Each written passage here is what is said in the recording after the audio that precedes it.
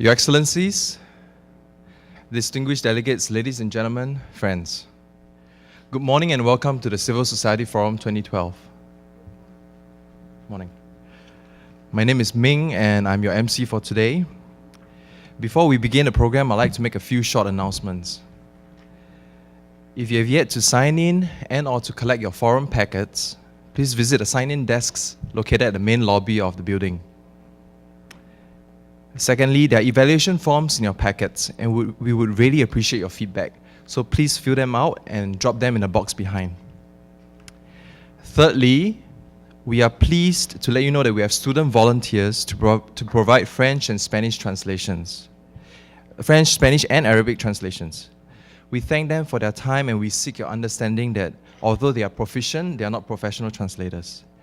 For those who are new to using the headsets, you will find on the channels, channel number 1 is English, channel number 2 is French, 4 is Spanish, and 6 is Arabic.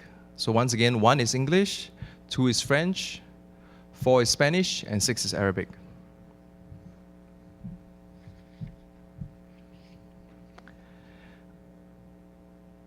So once again, welcome to the Civil Society Forum. We are really pleased to have you join us. The forum is organized by the NGO Committee for Social Development and co-sponsored by UN DPI, Division of Social Policy and Development, and co-sponsored by Friedrich Ebert Stiftung. The forum is to prepare civil society participants for the Commission for Social Development, whose 50th session starts tomorrow. The theme of today's forum is the Social Protection Floor Initiative, Bridging the Gap to Poverty Eradication.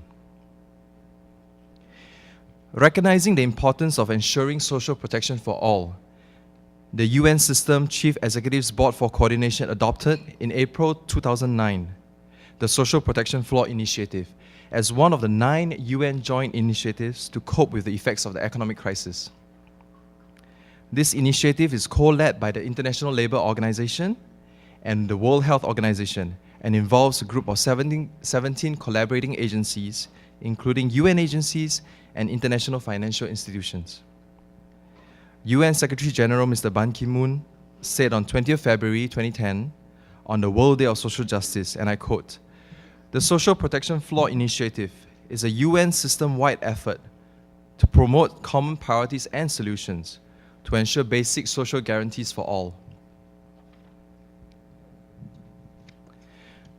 This morning's program is about policy and principles of the Social Protection Floor Initiative as a universal solution to eradicate poverty. Now, I would like to give the floor to Ms. Winifred Doherty, who is the chair of the NGO Committee for Social Development. Ms. Doherty is a member of the Congregation of Our Lady of the Charity of the Good Shepherd. This NGO has a presence in 72 countries, focusing on women and girls who are trafficked, forced to migrate, and oppressed by abject poverty. They combine service provision with advocacy for structural and systemic change. Ms. Doherty is a social worker by profession, has worked in Ethiopia for 16 years and as a community development worker and director of services. Ms. Doherty was appointed as main representative of her organization to the UN in 2008. She's also serving as a co-chair of the Working Group on Girls. Ms. Doherty, please.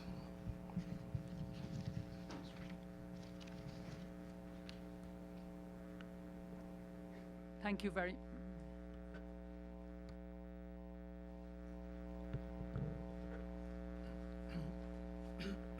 Thank you very much, Ming, and Your Excellencies, distinguished guests, ladies and gentlemen, good morning. It is my pleasure as chair of the NGO Committee for Social Development to welcome you to this year's Civil Society Forum. I don't think we have sound.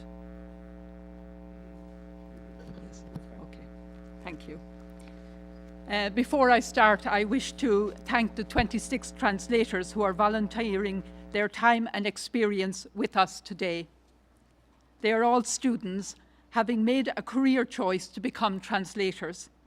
We thank you for joining us today and helping us to communicate and understand each other.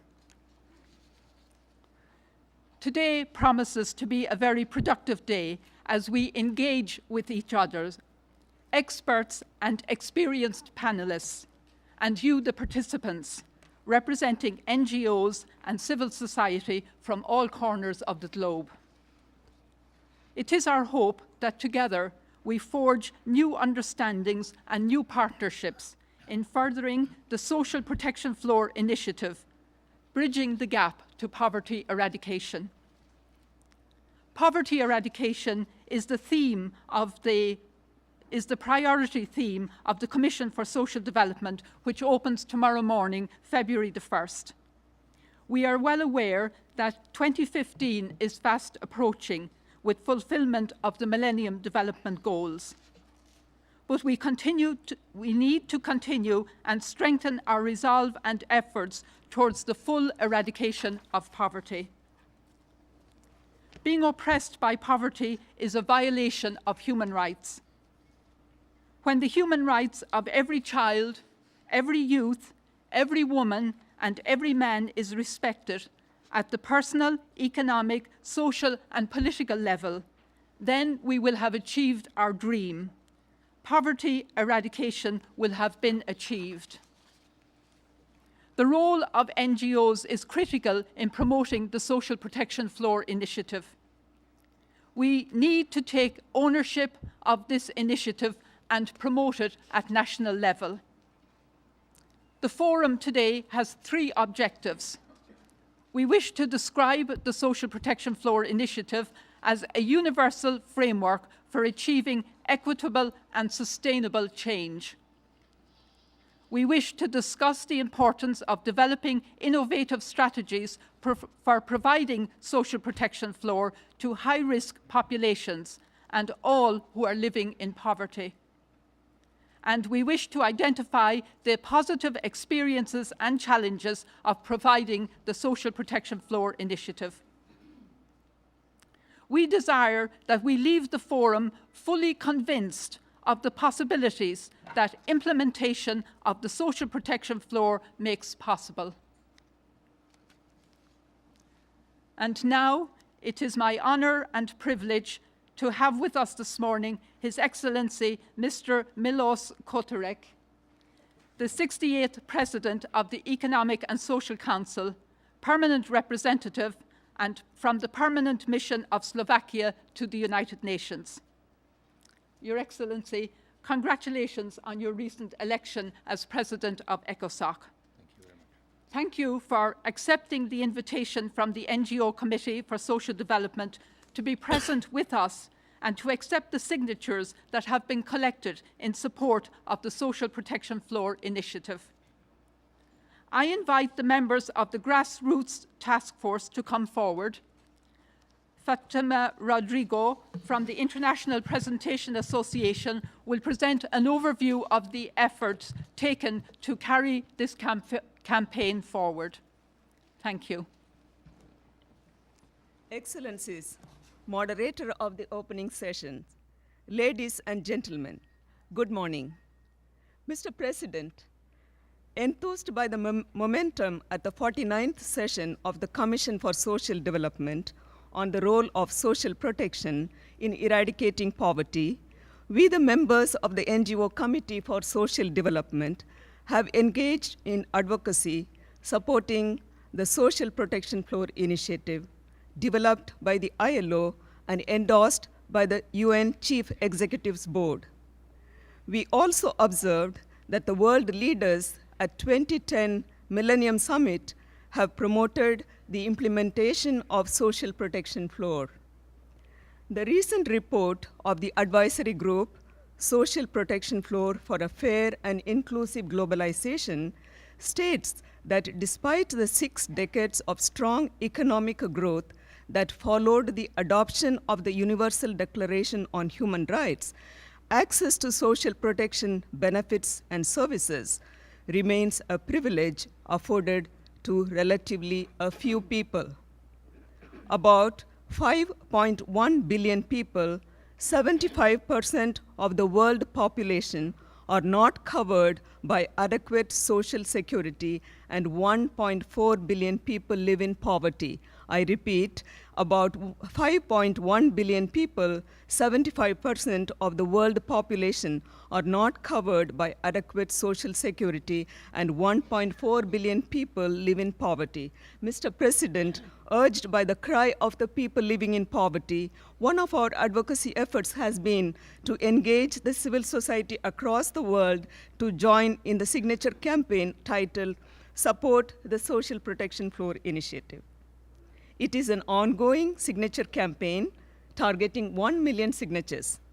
As of today, over 15,000 civil society members from 135 countries have signed on to the campaign and continue to call upon their respective governments to implement a nationally tailored social protection floor, which calls for universal access to essential social transfers and services.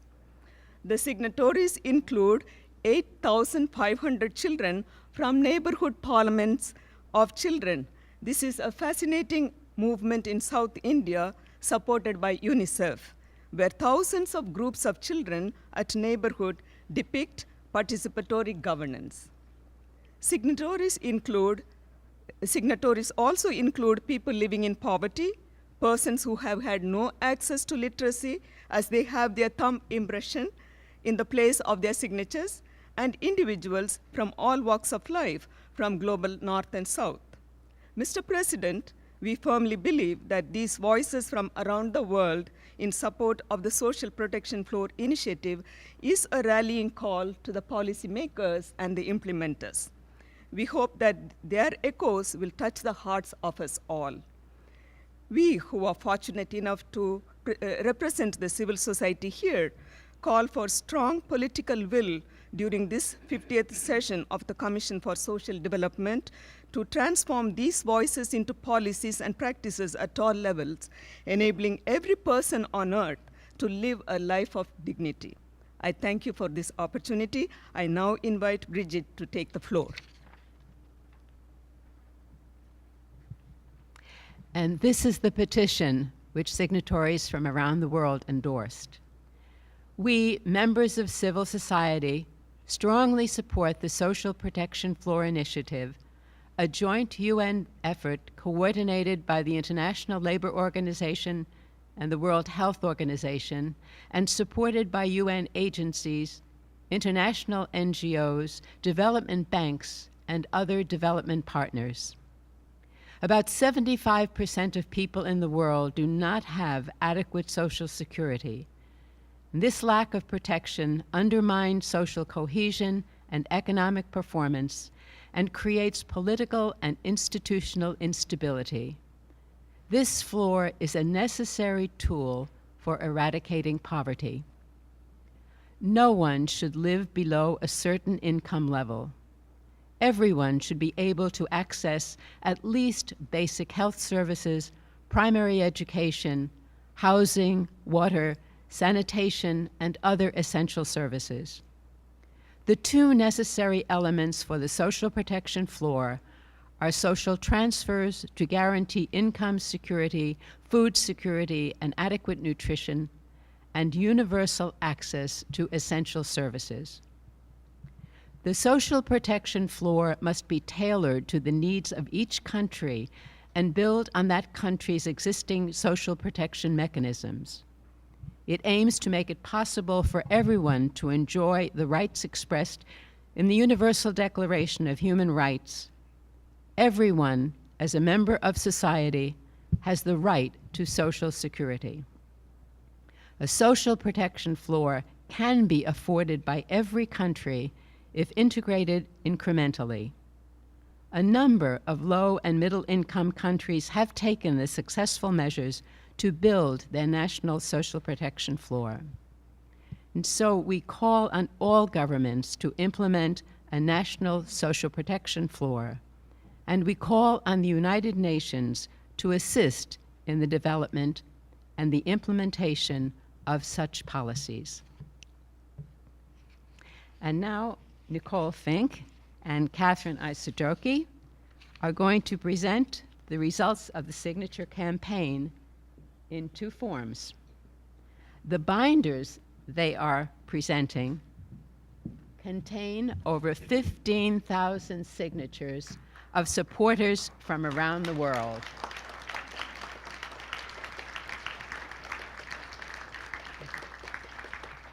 And the banner, which they will now unfold, lists the signatures that came via the internet and to which have been added the signatures of many participants in today's Civil Society Forum.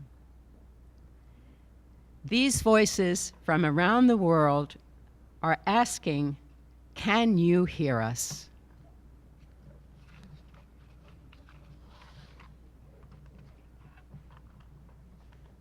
Now, Lynn, thank you.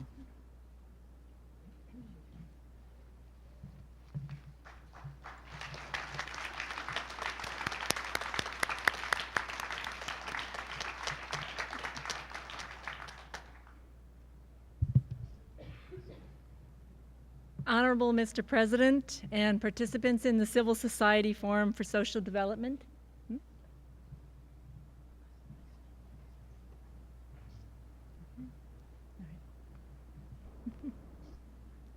for the photo. You might wonder why there's so many speakers in this ceremony, and I will just ad-lib that it's because we are modeling the idea of inclusion and participation, which the civil society stands for. Honorable Mr. President and participants in the Civil Society Forum for Social Development, the NGO Committee, in addition to working on the signature campaign, has prepared a booklet to share the results of that campaign to date. We have given the booklet the title, Can You Hear Us? Voices from Around the World in Support of the Social Protection Floor Initiative. Its purpose is to share the voices of those who are responding to the campaign in support of the Social Protection Floor Initiative. It is remarkable that people from around the world, from Afghanistan to Zimbabwe, have not only signed the petition, but have written passionate and well-reasoned comments about the need for social protection. In this booklet, people from Albania to Australia, India to Italy, Singapore to South Africa, Peru to Pakistan, Niger to the Netherlands, and many, many more places, expressed their optimism about the campaign for social protection.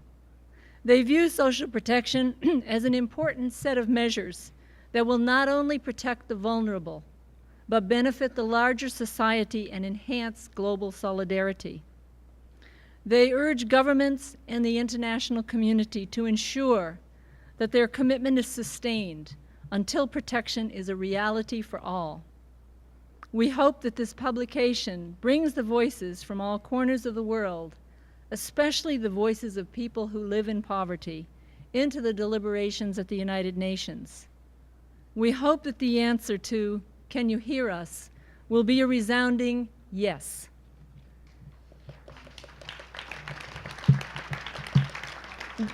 We will now invite the president of ECOSOC to release the publication and to make his remarks to the Civil Society Forum, so I will bring him a copy of the publication.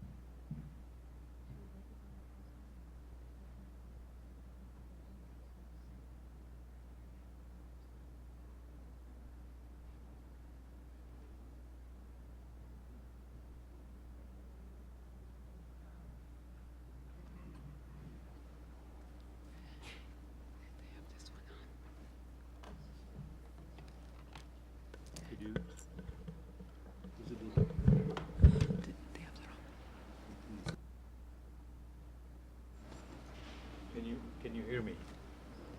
Because it doesn't like.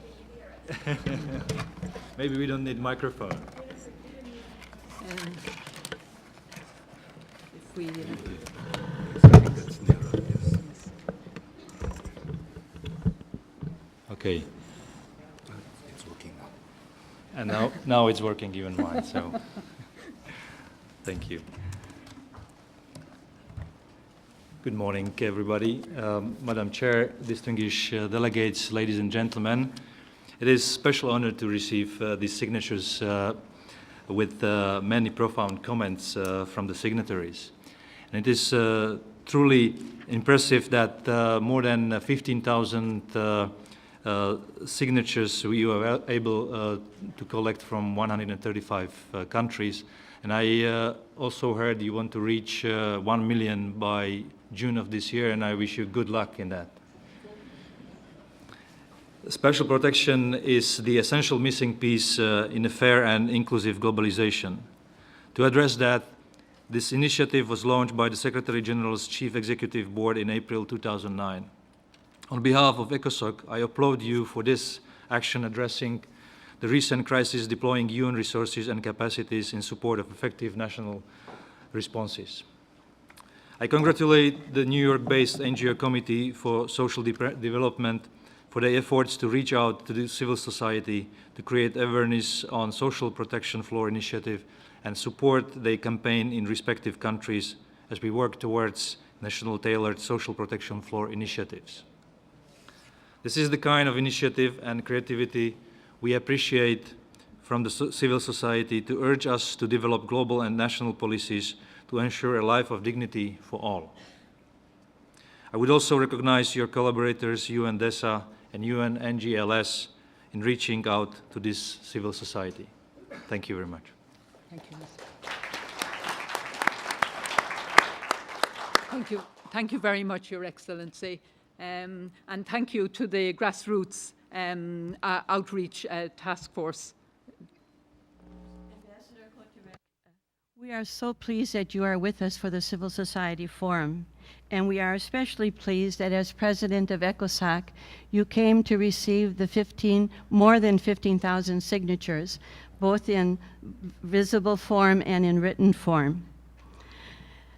And so, Ambassador, on behalf of the NGO Social Development Committee, our outreach task force, all the members present here, and the 15,000 people that signed this, we want to express our sincere gratitude. We are sure that you hear all of these voices as we say, thank you very much.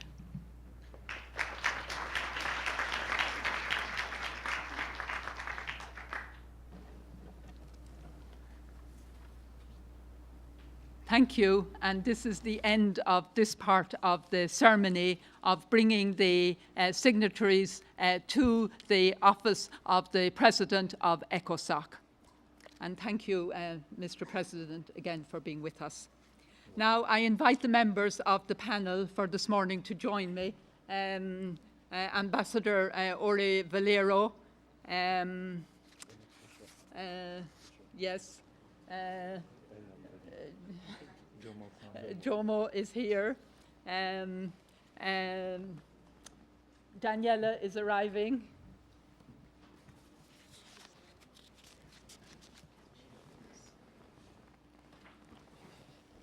And Werner.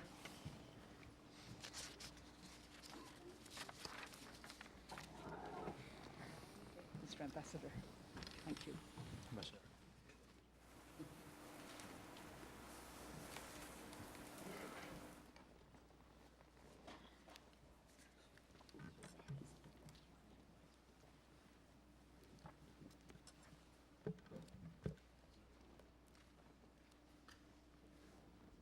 So welcome to all the members of the panel.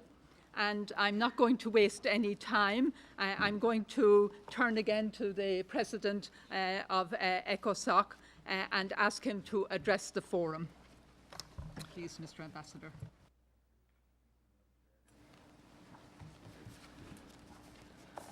Madam Chair, distinguished delegates, ladies and gentlemen. In these uncertain economic times and knowing that more than 1.4 billion people still struggle to live on less than $1.25 a day, it is obvious that much more must be done to eradicate extreme poverty.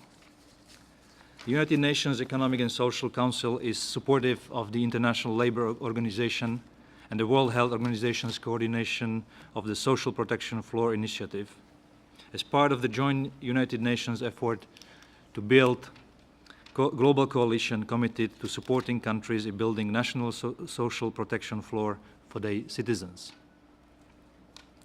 The four essential guarantees of the social protection floor, namely access to essential health care for all, income security for vulnerable groups, education for all, and access to clean water, sanitation, housing, and food, are all firmly embedded in the Millennium Development Goals.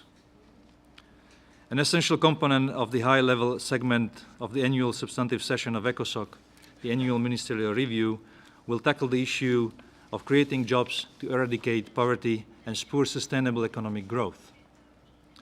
For this event to be a success, the participation of non-governmental entities such as academia, foundations, and corporations is vital. I therefore fully welcome the initiative taken by your devoted group of committed organizations to start this process at the Commissions for Social Development. A social protection floor, while indeed universal and rights-based, can be afforded by every country if built and integrated incrementally, and it needs to be nationally owned and designed. In that way, it can be made economical and achievable for all countries. It is my understanding that a number of low and middle income countries have taken successful measures to build a national social protection floor. In my own country, Slovakia, the well-being of our people has significantly increased in the past 2 decades, also as a result of these measures. As you will agree, there can be no true poverty eradication without a sustainable global environment.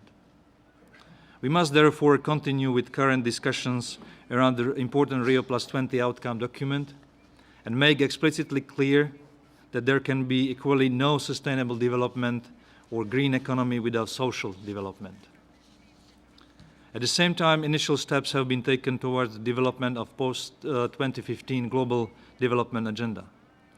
I would encourage you to argue that poverty eradication through social protection will be an integral part of any global effort to further reduce the scourge of the poverty in this century. The United Nations needs civil society to make these forceful arguments at all levels. In the national debate on development goals, at the regional level, in regional cooperation bodies, and on the global stage through intergovernmental forums such as those of the United Nations and ECOSOC. I look forward to hearing your vision on how we can work together to further develop and advance a new global initiative and sustainable development agenda for the coming months and years. Thank you.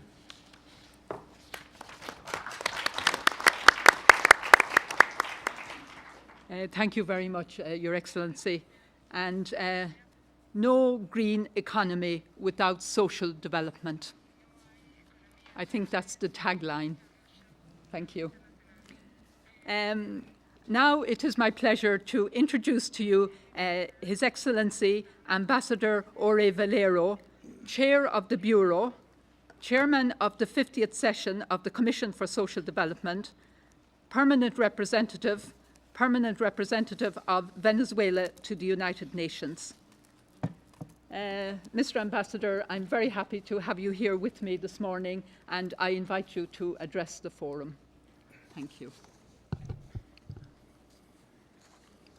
Distinguida Presidenta, amigas y amigos del panel, distinguidos representantes de organizaciones de la sociedad civil, es necesario construir sociedades con justicia social, sin discriminación y reconciliadas con la naturaleza. Pero el problema es que hoy predomina en el mundo un capitalismo que, como nunca antes en la historia, niega los fundamentos de la vida humana y destruye sin piedad la naturaleza. Las conquistas de los seres humanos que han alcanzado en el ejercicio de su dignidad y en el dominio de la naturaleza están siendo cercenadas por unos pocos que solo buscan satisfacer apetitos egoístas y materialistas. ¿Cuánta razón tienen los indignados y los movimientos sociales y populares y la sociedad civil que impugnan el predominio tiránico de los bancos, de las oligarquías financieras y de los especuladores?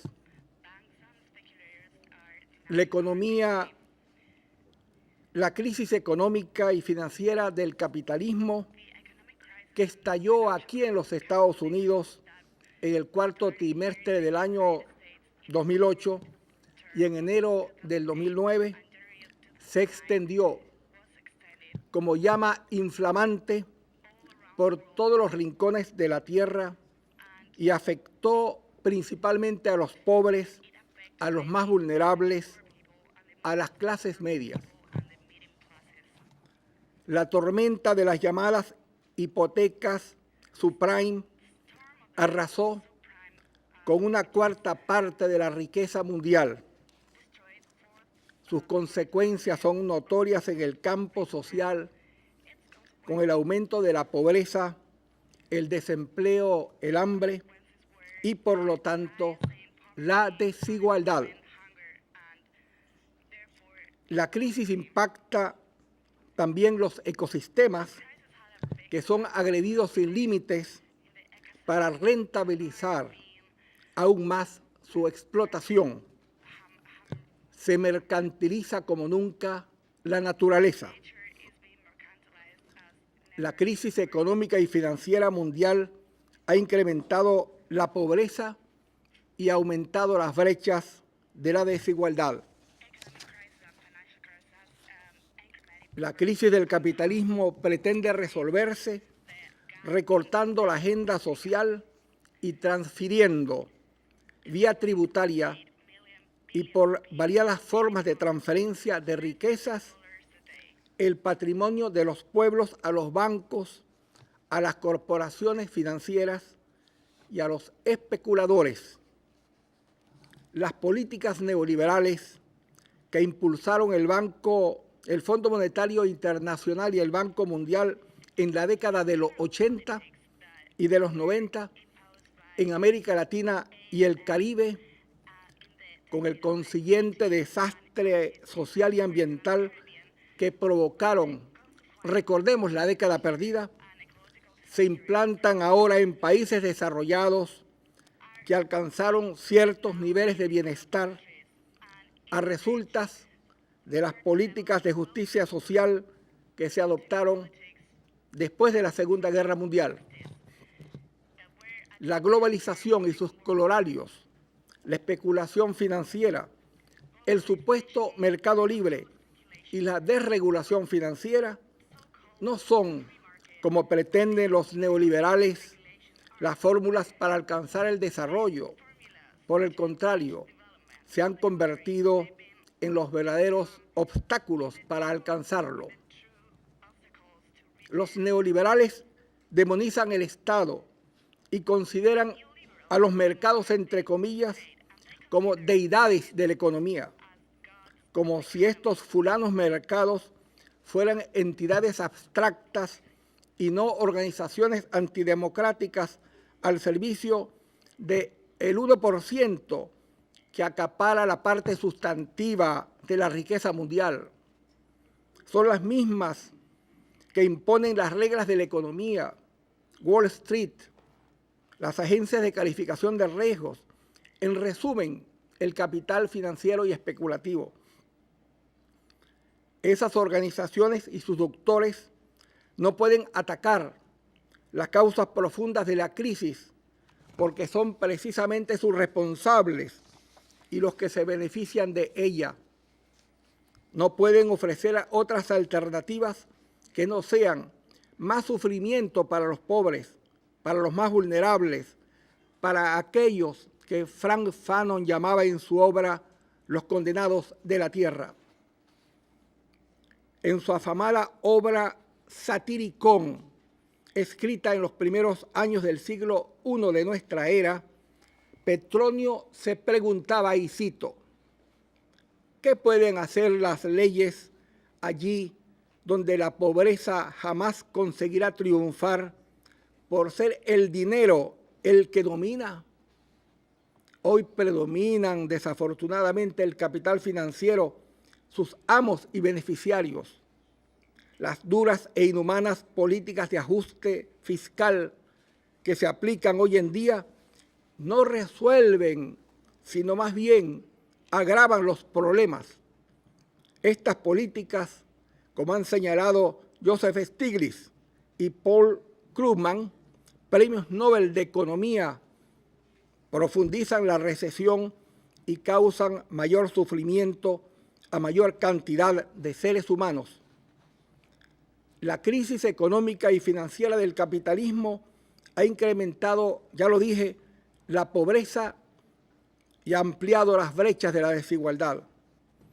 El desafío más importante que tienen hoy la sociedad civil y los movimientos sociales, eso creo, es lograr el ejercicio pleno de los derechos humanos para todos, amenazados hoy por las políticas neoliberales. Esas políticas desmantelan las conquistas sociales alcanzadas por los pueblos en sus heroicas luchas por la justicia social y se convierten en caldo de cultivo para que resurjan, como están resurgiendo con preocupante fuerza hoy, el racismo, la xenofobia, el fascismo y el egoísmo individualista. Los desafíos para lograr la solidaridad entre los seres humanos son enormes, en la medida en que las políticas de ajuste fiscal se aplican en muchos países y reducen o eliminan los programas sociales y generan, por lo tanto, más pobreza, más desempleo, más injusticia, más desigualdad. Es necesario, antes que nada, que se logre acceso universal a la justicia social, a los sistemas de seguridad social, para romper con el ciclo de la pobreza y para superar la desigualdad. La inversión social hay que aumentarla y no reducirla. Lo que demandan los pueblos es más justicia social y menos pobreza y desigualdad. Por lo tanto, saludamos la iniciativa del piso de protección social que busca erradicar la pobreza, en particular la pobreza extrema. Las miles de firmas consignadas hoy son una evidencia de que existe en el mundo esperanza, porque hay personas con humanismo y con sensibilidad social. Hoy es absolutamente indispensable establecer controles sobre los movimientos de capital y la especulación financiera, establecer políticas progresivas de fiscalidad que tributen más quienes más ganan. Las sociedades que no garantizan la protección y la tutela de los derechos sociales para todos incuban los gérmenes de su inviabilidad. Y eso es lo que está ocurriendo hoy, desafortunadamente. O se universaliza la justicia social y la igualdad, o se universaliza la explotación y la injusticia. Globalicemos entonces la solidaridad, impulsemos en nuestros países políticas públicas de justicia social, de seguridad y de protección social que promuevan, en vez de reducir, el acceso universal a la salud, a la educación, a la vivienda, en fin, a una vida digna para todos. Amigas y amigos, es la hora de la igualdad, la hora de reivindicar los ideales que han inspirado a lo largo de la historia la epopeya humana de la libertad. Muchas gracias. amigos y amigos.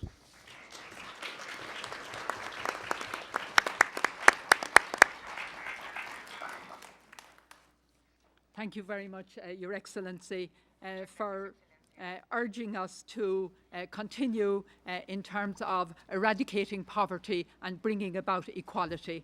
Thank you for your passionate words with regard to poverty eradication.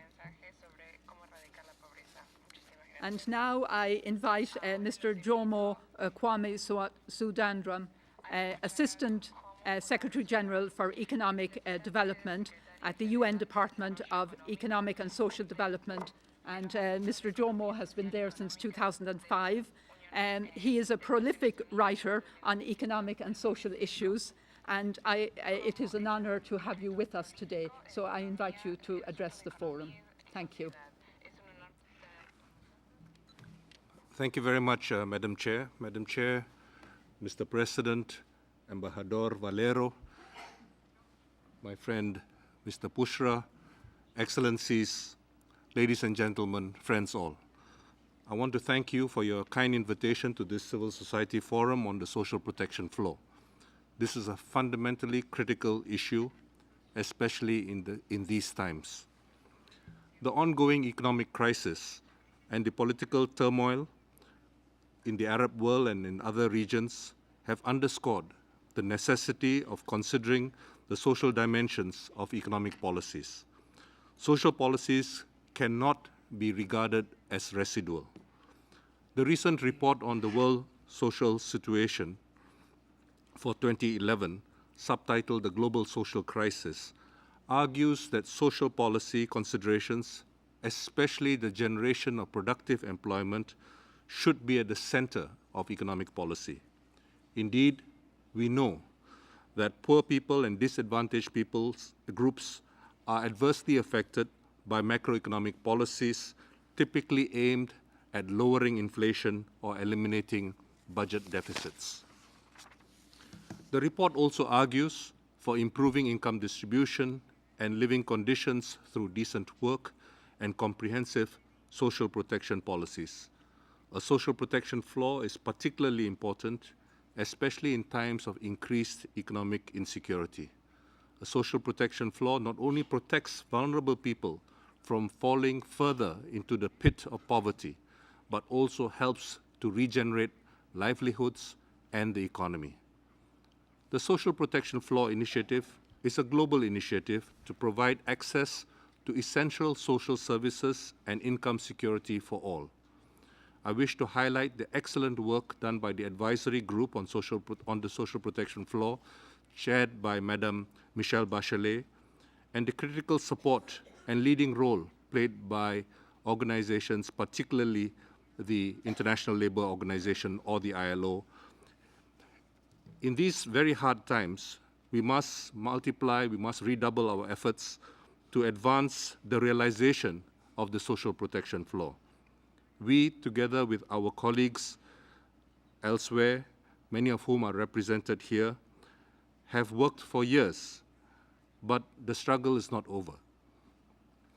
As the discussion on what the motivating policies should be post-2015 open up, it is extremely important that the discussions informing the Social Protection Floor Initiative be central to consideration of discussions post-2015. I also welcome the commitment from the G20 to extend the social protection coverage. But I am truly afraid that the ongoing economic crisis and fiscal tightening will undermine this commitment. A number of countries have already cut social expenditure as part of their fiscal consolidation efforts. Many of you saw the social minister for the new Italian government break down as she announced the cuts in Italy. Research at the United Nations echoes many leading observers that the policies currently pursued, especially in Europe, can trigger another global recession. In any case, the social consequences of a protracted slowdown, which seems increasingly likely, will be devastating. We have not yet fully recovered from the so-called Great Recession and food and energy price increases, which together have pushed tens, if not hundreds of millions back into poverty. Therefore, there should be a rethinking of social policy. Policies should focus on reigniting and sustaining job-rich growth above all. Every crisis, as the Chinese character for crisis suggests, offers an opportunity. There should be a renewed emphasis on social policy and social protection to achieve more sustained, inclusive, and equitable development. It presents an opportunity to reshape the global economic, social, and development agenda. Friends, as you know, the social pillar is important to sustainable development. It addresses issues of access to resources and opportunities, social justice and equity, participation and empowerment. Without a strong social pillar, economic development efforts cannot address adequately the growing inequalities which are taking place, social exclusion, poverty, conditions that undermine economic development and environmental sustainability, as well as social progress. I therefore urge civil society organizations to play an increasingly active and prominent role in the upcoming United Nations Conference on Sustainable Development, referred to as Rio +20, by exploring ways to strengthen the social pillar of sustainable development. This is absolutely critical to ensuring that economic growth is inclusive, equitable, and generates more and better jobs. Taking into account the suggested priority theme that the Commission will consider during the forthcoming two-year cycle, namely promoting people's empowerment through sustainable and inclusive social policies, I urge civil society organizations to focus on people's empowerment as a crucial requirement for a sustainable solution to poverty and hunger. Empowerment implies the ability of the population, particularly vulnerable groups, to participate in decisions that affect their livelihoods. Finally, Madam Chair, each one of us can contribute to the work that our NGO colleagues are tirelessly advancing in the area of social progress and in providing basic social services and extending social protection. Indeed, everyone here shares this responsibility. Alone, responses to the world's challenges cannot be sustained. But together, policies that tackle poverty, unemployment, and social disintegration in an integrated fashion can withstand numerous challenges to peace, security, and the human well-being. An integrated response increases the chances of the poorest and most vulnerable people, as well as the rest of the bottom 99%, to opportunities for a better life. I invite all of you to continue your excellent work. Thank you very much for your attention.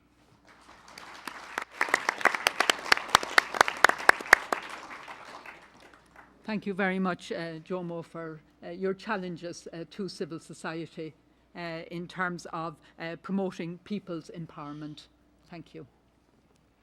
And now I invite Ms. Daniela Bass, Director of the Division of Social Policy and Development. Daniela was appointed in May of last year. We congratulate you on your appointment. Daniela specialises in international politics, human rights and social development. And I invite you to address the forum. Thank you.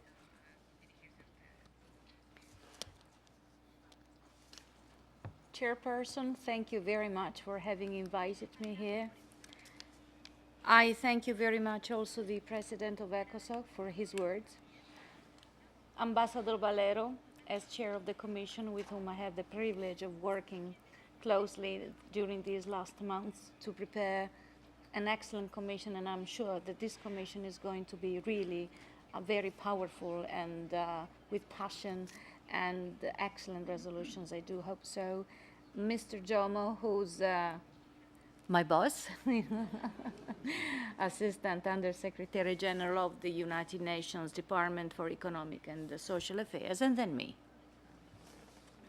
So, ladies and gentlemen,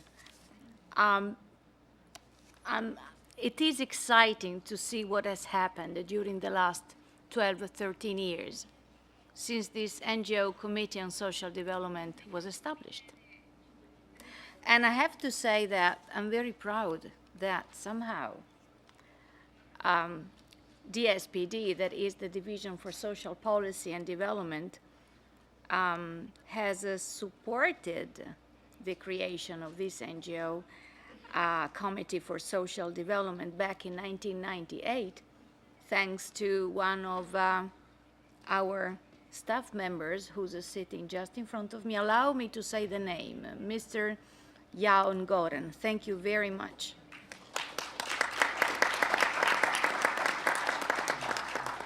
This is to say that we in the United Nations Department and DSPD, the Division for Social Policy and Development, do feel that our work with this NGO committee is really close to our hearts, because somehow we conceived it together back in 1998. But I would like also to thank you all for this important forum on the social protection floor, convened on the eve of the 50th session of the Commission for Social Development. The Commission was established longer than 50 years ago, and it's a very important one. And I also want to thank you all for sharpening your common vision towards the social development agenda of the United Nations after the summit. And I'm referring to the World Summit for Social Development back in '95. The forum became a unique venue for the NGO's representatives to reflect with representatives of member states and officials of the United Nations systems on key issues which are relevant to sessions of the Commission. As you may know, the first part of this year's Commission work will be devoted to a policy session on the priority theme of poverty eradication, whereas the second part will focus on reviewing the Commission's plans and programs of action related to the situation of social groups, including aging, family, youth, persons with disabilities as well. In addressing the Social Protection Floor initiative, I wish to stress its links with poverty eradication and the priority theme of the Commission also for the next cycle. Because as mentioned previously by the Assistant Undersecretary General of DESA, Mr. Jomo, if approved, this theme will be promoting people's empowerment through sustainable and inclusive social policies. The theme of this year's Civil Society Forum is particularly relevant and timely, given the many challenges our societies are facing, including the economic crisis, and the need to find innovative ways to ensure that workers who lose jobs have social safety nets to fall on, that older persons have a minimum pension, and vulnerable groups have equal opportunities to access services and employment opportunities, among other issues. And in times of crisis, social protection is a necessary tool for alleviating poverty. Alleviating. Each person should be able to access at least basic health services, primary education, housing, water, sanitation, and other essential services. The topic of social protection actually is not new to the Commission for Social Development, because at its 48th session, the Commission stated that social protection is one of the central measures to prevent social disintegration and promote inclusion and integration. And this has both defensive and developmental functions.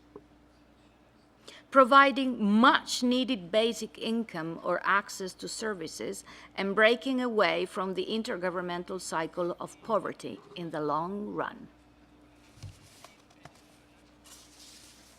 Investing in a social protection floor is therefore investing in social justice. However, the critical question to be addressed, which is, in my opinion, very important, it requires deep analysis and thinking. And it's not only what constitutes a sound social protection floor, but how can this be best achieved in times of economic crisis, and who can help in this important quest. Now, we know that governments can play a critical role in supporting national social protection initiatives, but as we are also aware, governments are increasingly limited in what they can deliver for a number of reasons, including budget limitations, as well as sometimes limited knowledge of populations' needs. Therefore, I believe that civil society organizations have an increasingly important role to play in the area of social protection. Not only do they have a crucial role in playing in partnering with governments, but also in working together with communities towards empowering them to be social agents of change. Social protection through empowerment increases the access of poor people to basic capacities necessary to benefit from and contribute to social and economic growth, as well as to participate fully in society. As I noted in my remarks, during the breakfast consultation held by the NGO Committee for Development on the 19th of January, for a few days ago, we needed to focus on strategies aimed at the empowerment of key social groups, including people living in poverty, persons with disabilities, youth, older persons, indigenous people, and the family. We needed to recognize the importance of the concept of people's empowerment as a key element of social protection floor.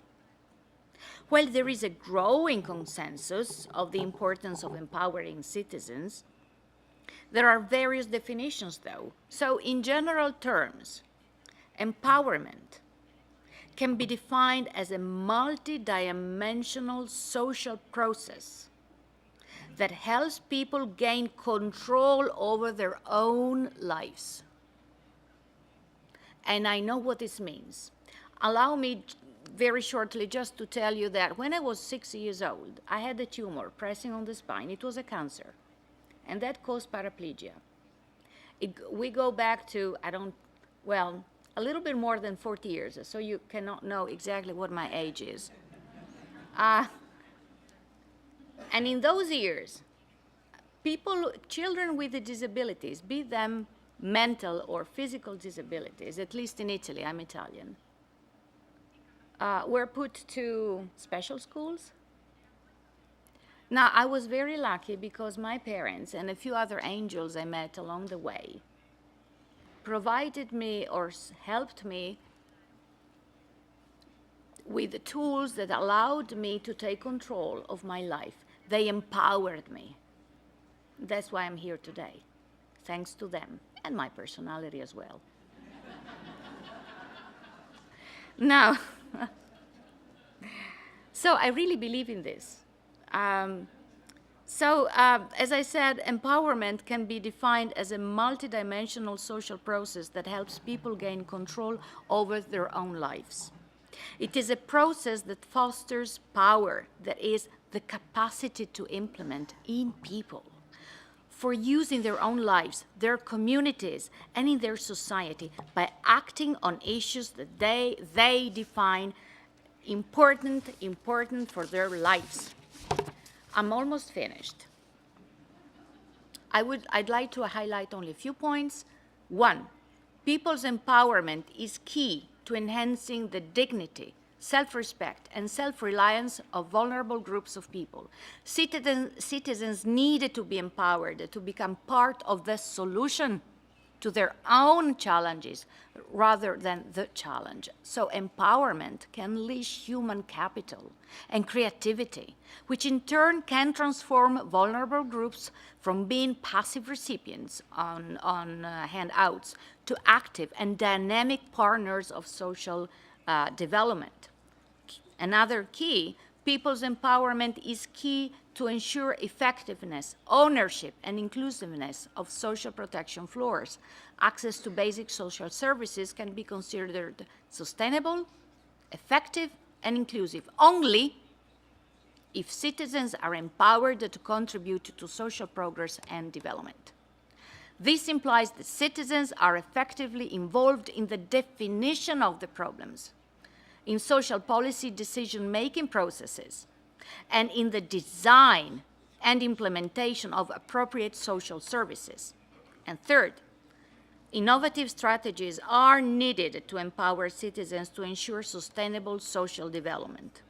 I would like to invite you all not only to think about why social protection is important and what social protection should encompass, but also about, and above all, how social protection mechanisms can be best designed and implemented with reference to how vulnerable groups can be empowered in this process. I thank you very much for having been so patient by listening to this passionate speech I wanted and thoughts I wanted to share with you today.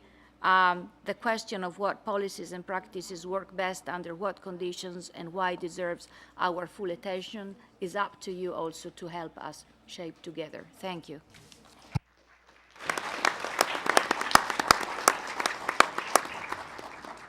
Thank you very much, Daniela. And the one word that I take is empowerment, releasing capacities within people to take control of their own lives. Thank you. I want to say that the ambassador, Mr. Milos Kotorek, has to leave us. You will appreciate that he has a busy schedule, and to give 1 hour of his time to the NGO community is certainly admirable, and we appreciate the fact that you have been with us. Thank you very much for coming and for sharing with us. Good luck to you. And we are sending the 15,000 signatures with him to the office of the President of the Economic and Social Commission. And maybe we will add to the volumes in the next few months. And I bring some card in June when having 1 million, right? Yes, yes. Thank you very much indeed. Thank you. Thank you. Good luck.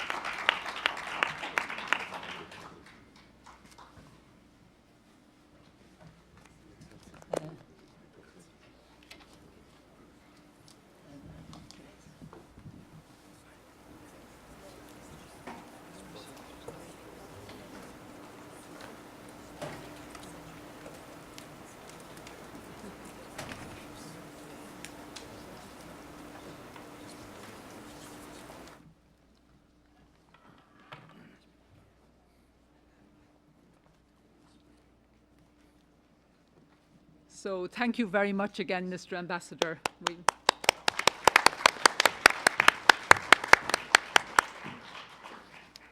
And last but not least, it is my pleasure to introduce to you Mr. Werner Pruschke, Executive Director of the New York office of the Friedrich Ebert Stiftung. Previously, he was head of the African Department of FES headquarters in Bonn. He has served as resident director of the Foundation's field offices in Peru, South Korea, and Egypt.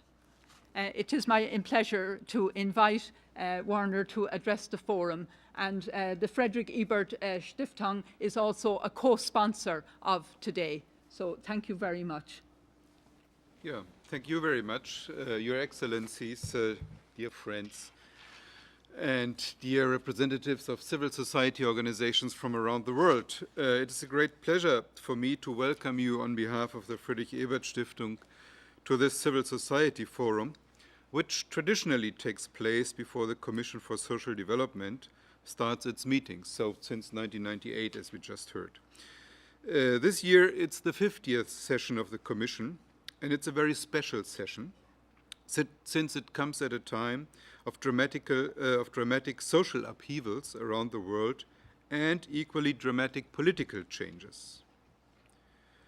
When 25-year-old Tunisian street vendor Mohamed Bouazizi set himself on fire on December 17, 2010, to protest the harassment and humiliation inflicted upon him by municipal government officials, none could have foreseen the explosion of social protests across the Arab world in the weeks and months that followed, toppling repressive governments in Tunisia, Egypt, Libya, and Yemen, and igniting civil uprisings in Bahrain, Syria, major protests in Algeria, Iraq, Jordan, Kuwait, Morocco, Oman, and Israel, and demonstrations in Lebanon, Mauritania, Saudi Arabia, Sudan, and the Western Sahara. Why 2011? Although the financial system was largely bailed out in 2009, the social costs of the 2008-10 economic crisis have yet to be acknowledged in most countries. Instead, many countries have embarked on austerity programs to shore up sovereign debts and falling revenues, rather than continuing the stimulus policies advocated in the G20's original response to the crisis. The social outlook for 2010 and 2011 has therefore been extremely bleak. The International Labour Organization's yearly World of Work report, released in early November 2011, states that 80 million jobs need to be created over the next 2 years to return to pre-crisis employment rates.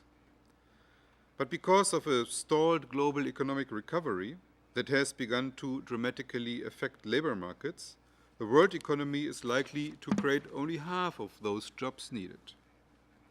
Furthermore, the ILO's new social unrest index indicates that in 45 of the 119 countries examined, the risk of social unrest is rising, especially in the advanced economies of the European Union, the Arab region, and, to a lesser extent, in Asia, due to high levels of discontent over the lack of jobs and perceptions that the burden of the crisis has not been shared fairly.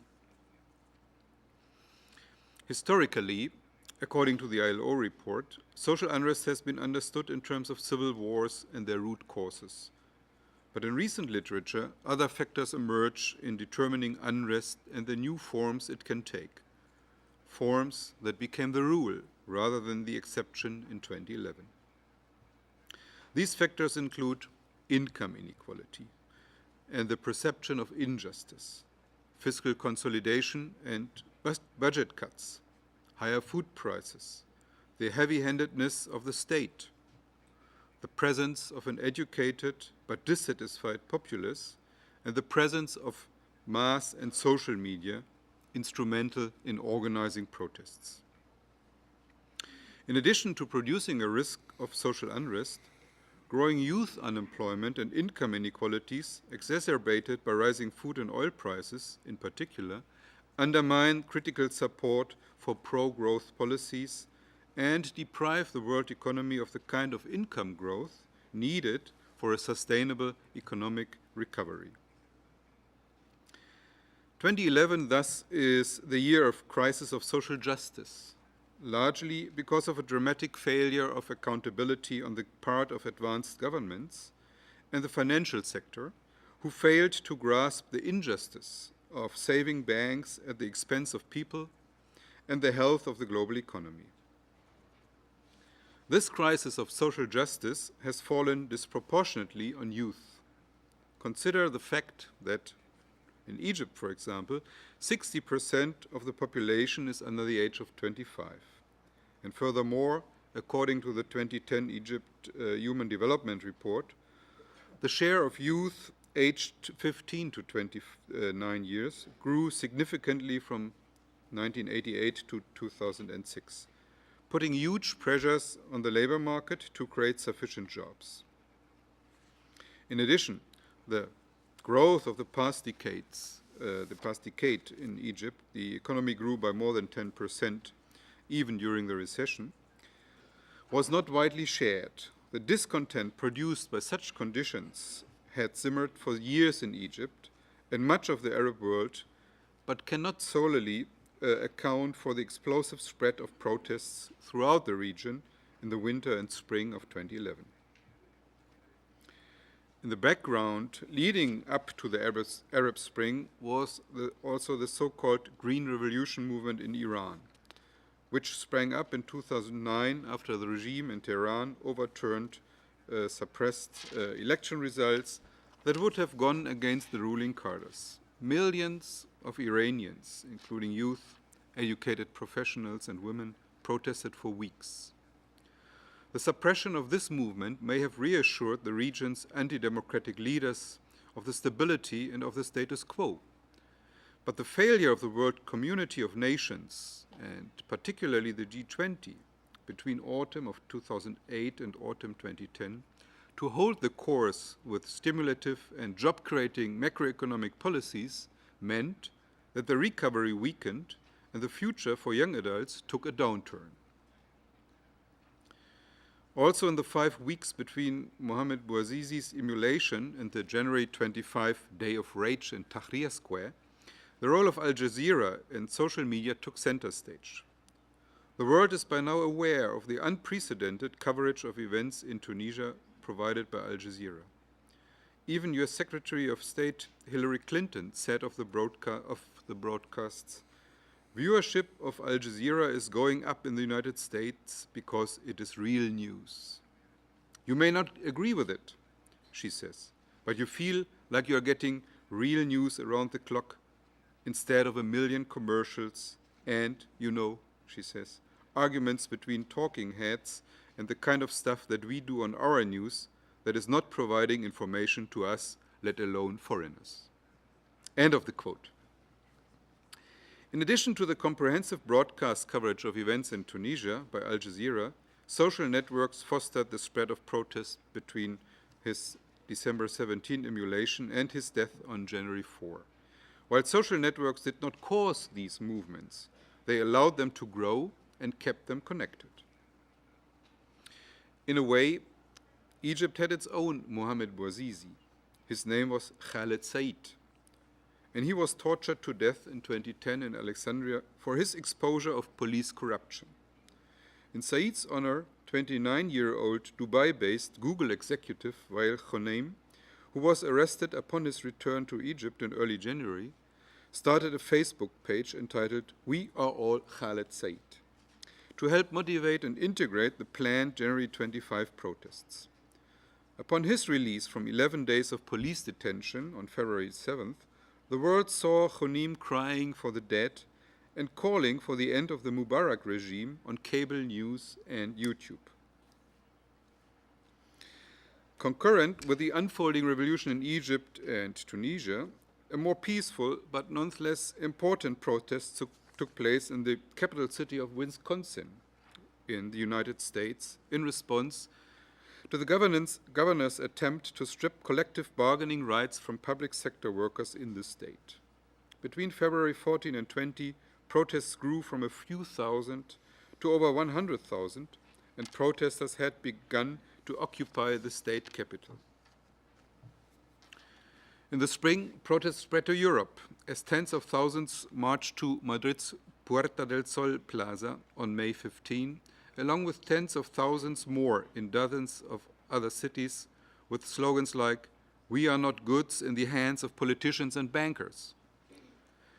Frustrated by unemployment, a lack of opportunity, and political deadlock, these self-described indignados turned a one-day march into a months-long self-governing encampment, one of the defining characteristics of the new global protest movement.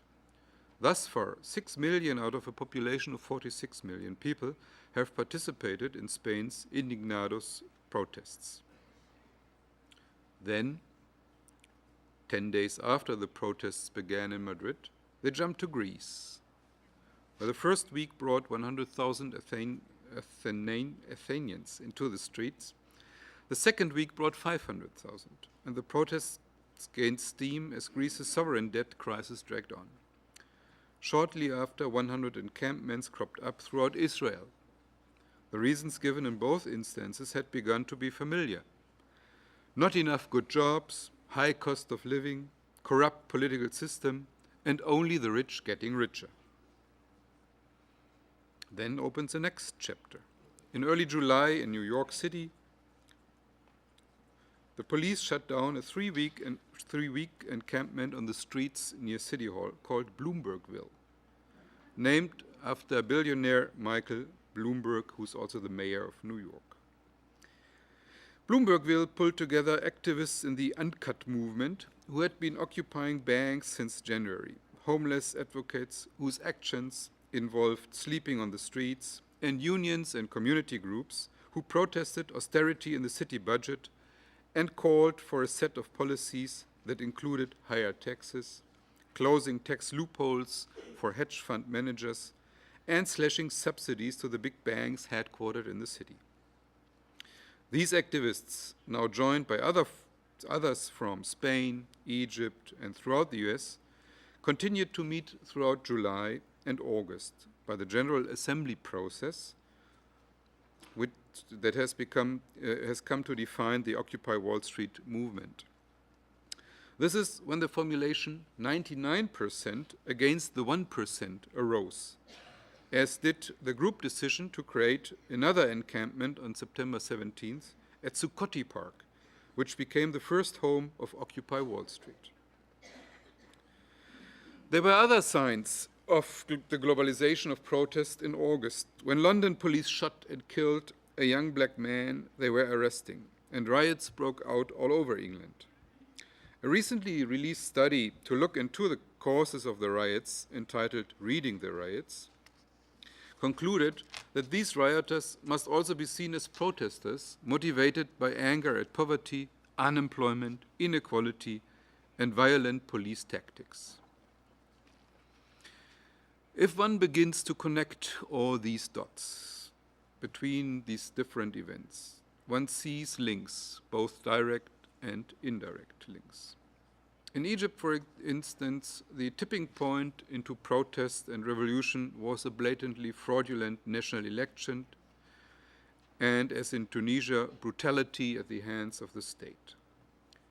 In Spain and Greece, with troubled economies battered by the global economic downturn that began in 2008, protesters rebelled against rising unemployment, welfare cuts, the corrupt political elites, and banks and bankers.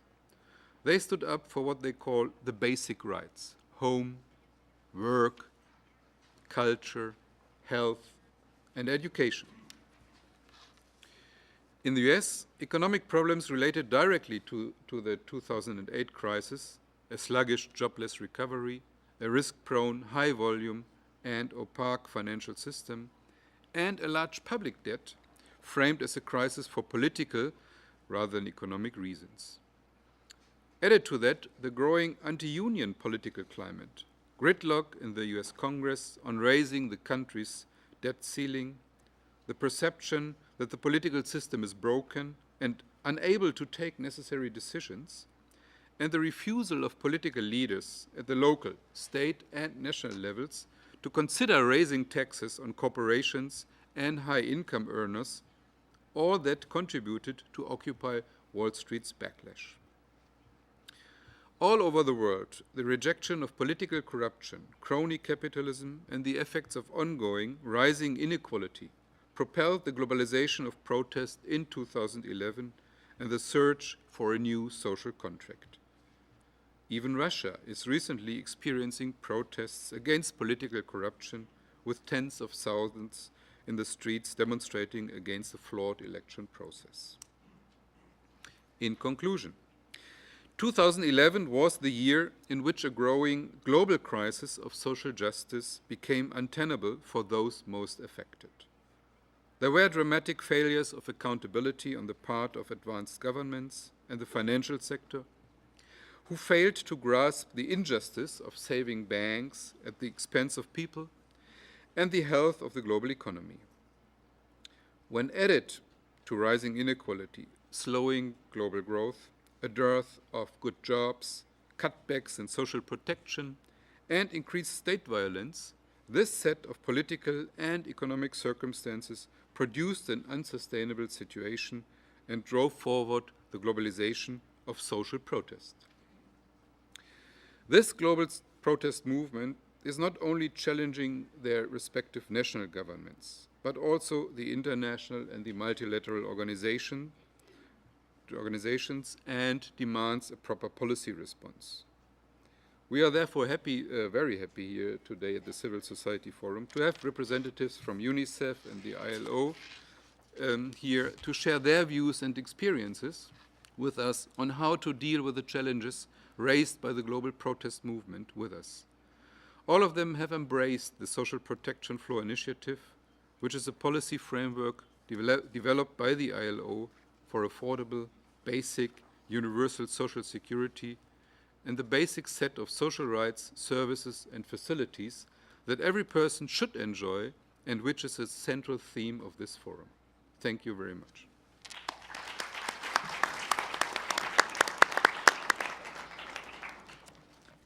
Thank you very much, Werner, for a review of global social unrest and the response of the 99 seeking social justice. Thank you very much.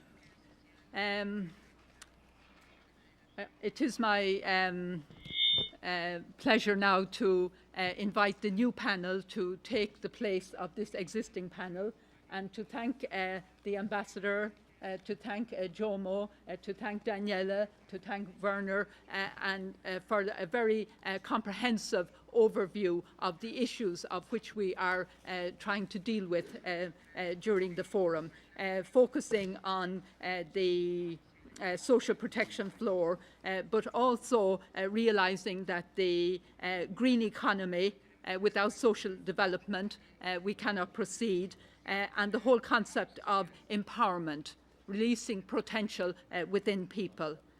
So with these thoughts, we bring this panel to a conclusion and we invite the next panel to come forward. Thank you very much to everybody. Thank you.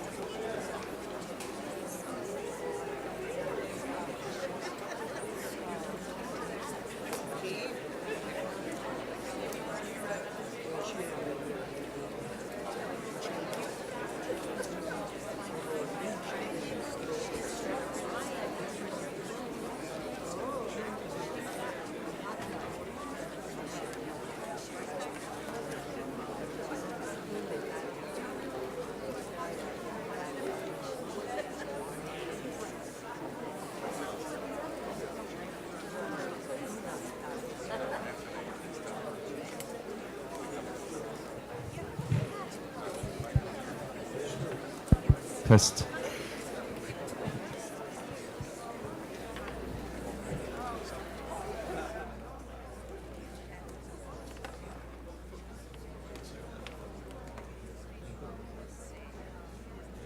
Very good, thank you. Friends,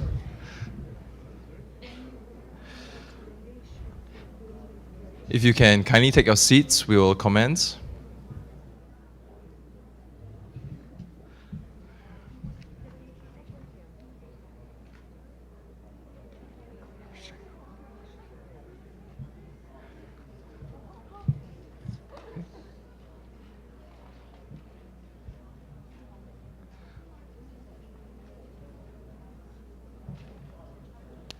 Okay. Thank you once again, Your Excellencies, distinguished panelists, and the moderator. For the next panel, I'd like to introduce Mrs. Eva Maria Helmstengel, co-founder and director of Social Justice in Global Development, an international think tank working on the role of the UN in global governance, financing for development, social development, and decent work. In 2009, she worked as a consultant to the UN Division for Social Policy and Development to conduct a survey on the impact of the global crisis on civil society organizations. In 2008 and 2009, she was a member of the Global Social Economy Group Facilitators and coordinated international NGO advocacy work during the preparatory processes for the Financing for Development Review Conference in Doha. Before that, she worked as Senior Advocacy Officer for UN, IMF, and World Bank related issues at CIDSE, an international network of 16 Catholic development agencies with secretariat in Brussels. Her main areas of work were the follow-up to World Summit for Social Development and the Financing for Development process, foreign debt problems of low and middle-income countries, poverty reduction strategies, and the role of the UN in global governance. From 1994 to 1999, she was policy officer at the headquarters of the Protestant Churches Development Service in Germany and worked on the follow-up of the World Summit for Social Development and on Human Rights. Mrs. Helmstengel, please. Thank you very much, Ming, for this introduction. I have the honor to introduce to you now the speakers of this first session. We'll hear the speakers first, and then there is a small session after each speech of a question and answers. And after everybody has spoken, then we go into an in-depth discussion. So no further comments after each speaker, just questions, and then we have hopefully enough time for discussion. This session has as a theme the Social Protection Floor Initiative as an essential universal solution, as we heard in our presentations before, that can break circle of poverty and reduce inequality. Our speakers will demonstrate how the Social Protection Floor can help to overcome social exclusion while accelerating progress towards social development for all.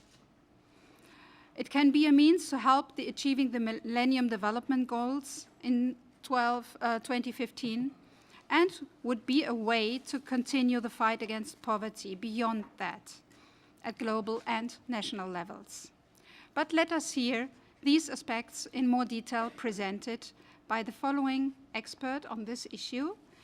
I have the honor to introduce first, on my right, Mr. Michael Cichon. He's Director of the Social Security Department of the International Labour Organization, ILO. Mr. Cichon holds a master's degree in pure and applied mathematics, a master's degree in public administration of Harvard University, and a PhD in economics with a specialization in health economics. He worked in the planning department of the German Ministry of Labor and Social Affairs for 8 years before joining the Social Security Department of the ILO. He served as Social Security Specialist of the ILO Advisory Team for Central and Eastern Europe in Budapest and provided social protection policy advice to governments and social partners. In 2005, he was appointed director of the ILO's Social Security Department. He has undertaken and supervised technical cooperation assignments in social protection in over 30 ILO member countries worldwide. Mr. Sichon. I think I should. Thank you, Eva. I think I should move there because I'm probably the only one who can manipulate my slides. Is that it? This we will do his own. Sorry. He will move there? I think he will move. Okay, he will move. That's fine. This one is this one. Which one? No. No. This one, there, down.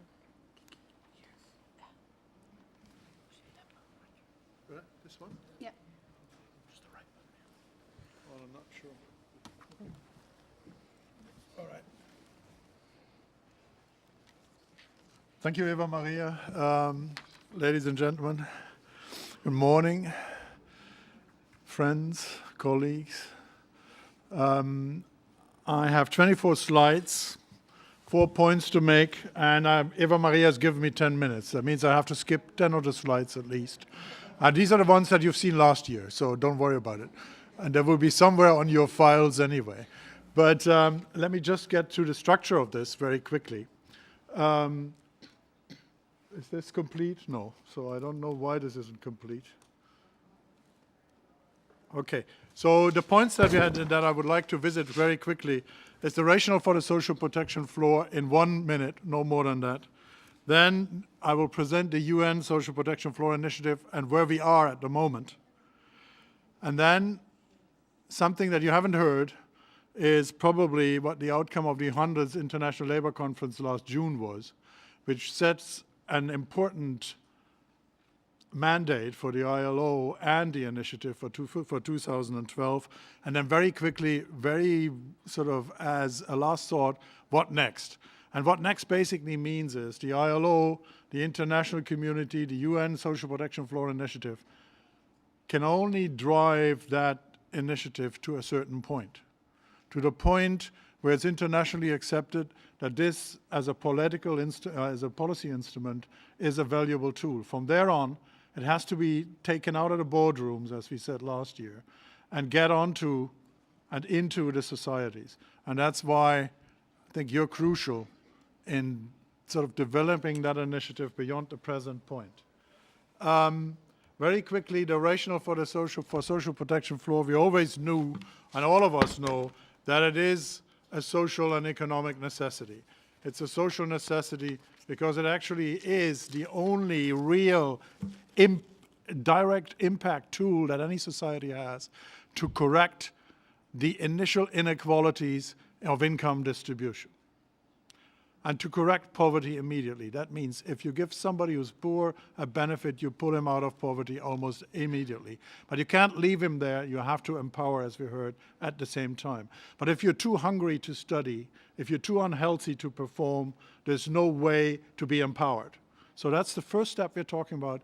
Out of that corrective mechanism that corrects the original inequalities in income distribution, the first step is the social protection floor.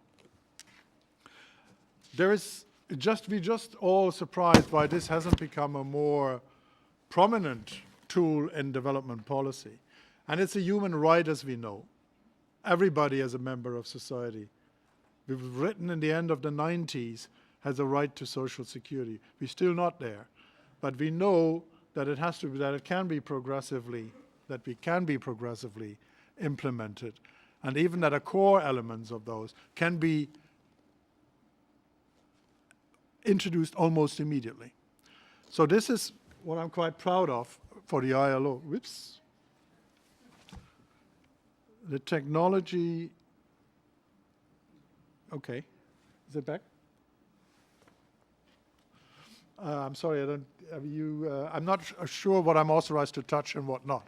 I mean, on the sort of technology here, I'm quite sure what topic I can touch and what not, but I mean, the technology seems to elude me here. The concept's a little bit more solid than the machine, so believe me.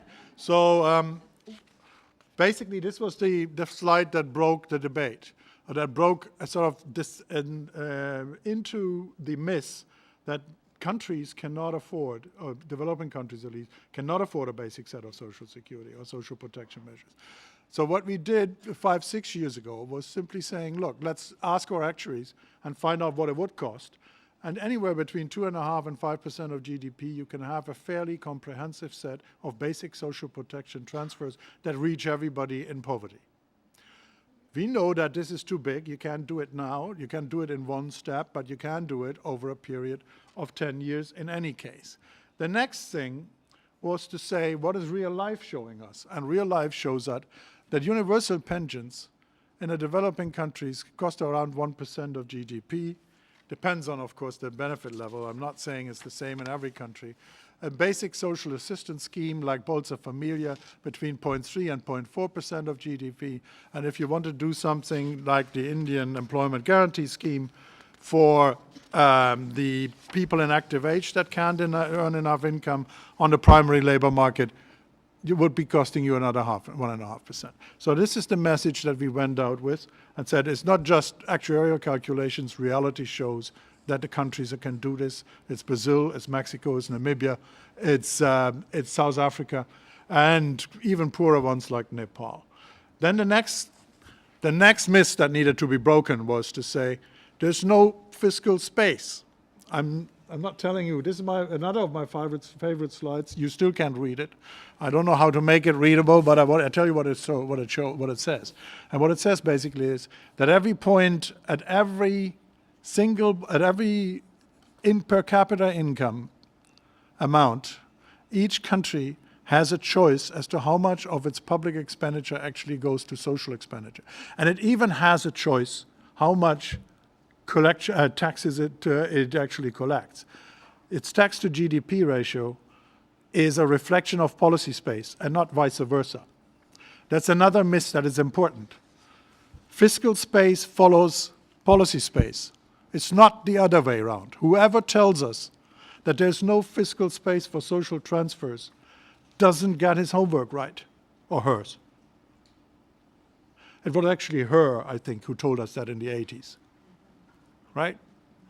But it's not right. At any point of development, countries have a choice, and societies have a choice. And that, I think, is the role of civil society, to actually open up that policy choice. It can't be opened up from Geneva, New York, or wherever the UN agencies are.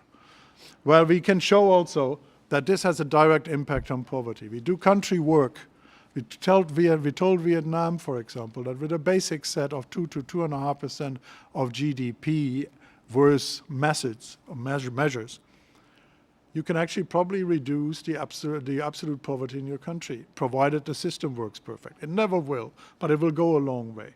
So the UN Social Protection Floor Initiative, as you've heard, is on the road since April 2009. Since then, we've done 3 things largely. I'm sorry for the mess up in the alignment. There seems to be, from the old technology that I was using to the new one that is here, there seems to be some incompatibilities. So we're a little bit more organized normally than the slides are.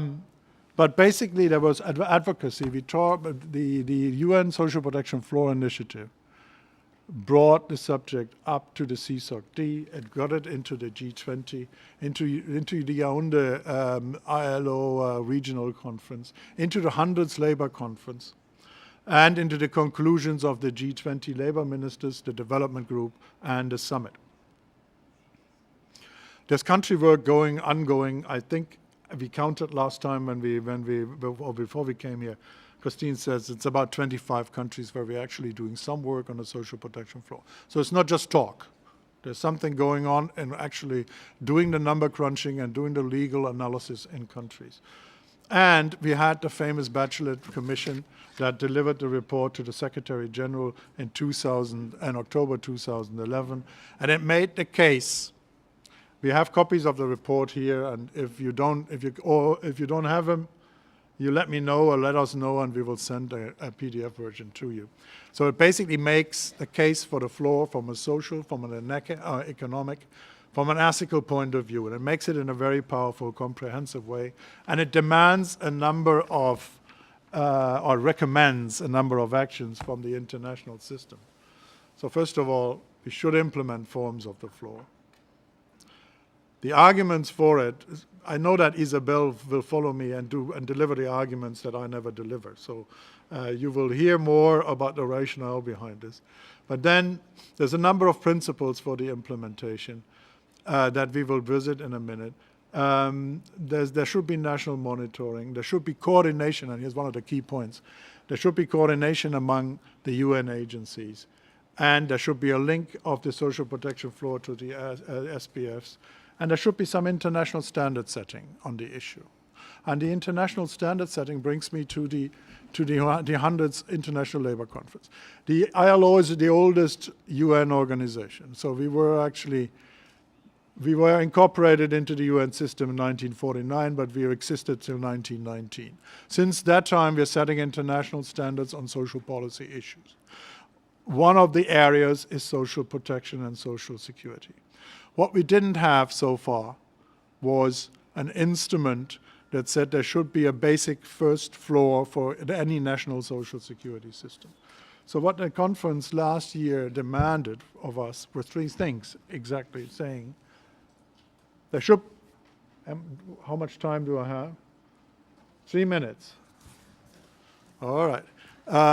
So we will, what I said is deliver in 2012 an international recommendation that says all member countries of the International Labour Office, that's 183 out of the 200 odd countries that are existing, should implement a national social protection floor as a part of a wider social security system strategy.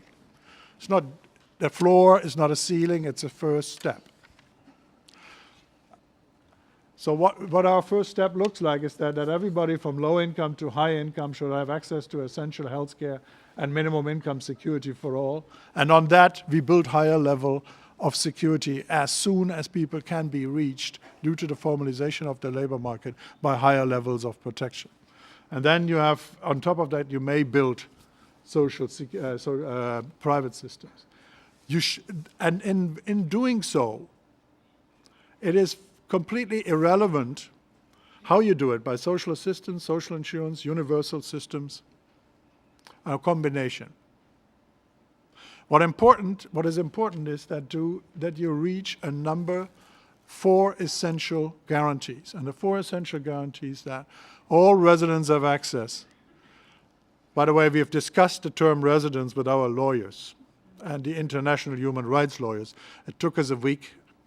We're still not much smarter than that. But what we think that all people and all residents should have access to essential health services. All children should have access to income security. Same for people in active age and in old age. And income security means, and here we catch back through an ILO instrument, this is the first international body setting a standard on this. We catch back the UN definition by saying income security means access to essential goods and services, so that you have everything that you should need to lead a life in dignity. And that's what the instrument, actually, the draft instrument says. There's a number of principles: solidarity-based universal protection, sustainability, the rights-based approach, adequacy, but focus on the outcome, not the means. Progressiveness. If you can't do it together, let's do it all together, let's do it step by step. But don't lose view of the essential things that you should provide within a certain number of services. Diversity of methods, policy coherence, good governance overall, and primary responsibility by the state, which is a very important issue. And also is important that a good governance incorporates all the stakeholders and which includes civil society, and for us, of course, the social partners. If you force me to wrap up, I just speak faster. So, but then I only have 2 slides left. So One of them, so the next milestones in this is the International Labour Conference in summer, where we have to get that international instrument out, and with some luck we will. There's no guarantee. There could be a government or a group of governments that says we don't want it, and then we're dead.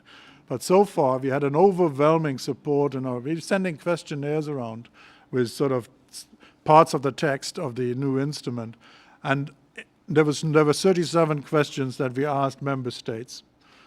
Out of 180, 100 responded, which is unheard of. So we have an overwhelming support, and more than 80% said, yes, go ahead, go ahead, go ahead. So these are the second major element is the follow-up of the G20, which says you need to build a joint knowledge base on social protection, and you need to make you need to build a collaborative structure of the UN and the international financial institutions. The fact that the IMF isn't here today means that I can speak 2 minutes longer. But we should need to build a collaborative structure between those agencies, so at least that we get some economies out of scale and we don't keep contradicting each other. That's what we're working on. That's how far we can carry it in the international system, or in the UN system and the international financial organizations. Then something has to happen on the ground floor, and that is we have to raise national awareness, and you can do this, we can't. We should be able, but we are not, because we don't have as many people, we don't even have the mandate, many of us, to actually go down to civil society and create the political will. Policymakers only react to pressure. Fiscal space, as I told you, can be made available once you're willing to invest. But you have to create a political will, and that's the role of civil society. And that's why this is a very critical point in the campaign, where you have to take over. And I appreciate what you did so far. We need to achieve national consensus, national dialogues. Then there should be a national plan how to introduce it, and you should be able to monitor it. We will deliver the tools for the monitoring if you request them. We will be delivering the tools together with UNICEF, the UN, the WHO, and the other partners in what you can do to cost the benefits and convince the ministers of finance. But what you can do today, you can sign up to the petition. 15,000 signatures is a huge success, but we want 1 million by June, right? And it's not very difficult. I guess there may be 100 people in the building who haven't signed up. They can sign up today.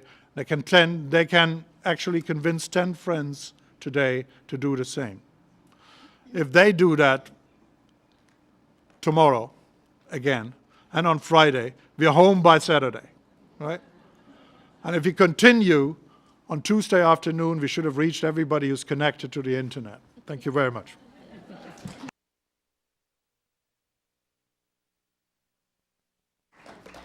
Thank you very much, Michael. That was really a great speech and gave us a lot of points for discussion later, especially the role of civil society, what we can really do. I will now, because time is running, switch directly to the next speaker. Please save your questions for the general debate. That helps us to keep in time. So I come next to Mrs. Isabel Ortiz. She's Associate Policy Director at the United Nations Children's Fund. For 20 years, she worked in more than 30 countries in various areas of economic and social development. She was educated in Spain and UK, where she attained a master and a PhD from the London School of Economics. Isabel Ortiz contributed not only to international agencies such as the European Commission and the UK Development Ministry, DFID, but also to civil society organizations such as the Joseph Stiglitz Initiative for Policy Dialogue. In recent years, she worked at the Asian Development Bank and at the Department of Economic and Social Affairs of the UN. Ms. Ortiz. Thank you very much, and thank you very much for the invitation to be here with you today. I would like to start by the distribution of world income at the beginning of the 21st century. And what you have there is on the very top, where the 20% richest has, and at the very bottom, what the 20% poorest have. And as you can see, in recent years, in recent decades, more by any means of calculation, the upper 20%, the richest 20%, has more than 70% of all world income. What is worse, the poorest 20% has about 2% of world's income. And at market rates, we estimated in a recent work we did in UNICEF that it will take about 800 years for the bottom 20% to reach only 10% of world's income. So very clearly, business as usual is not possible.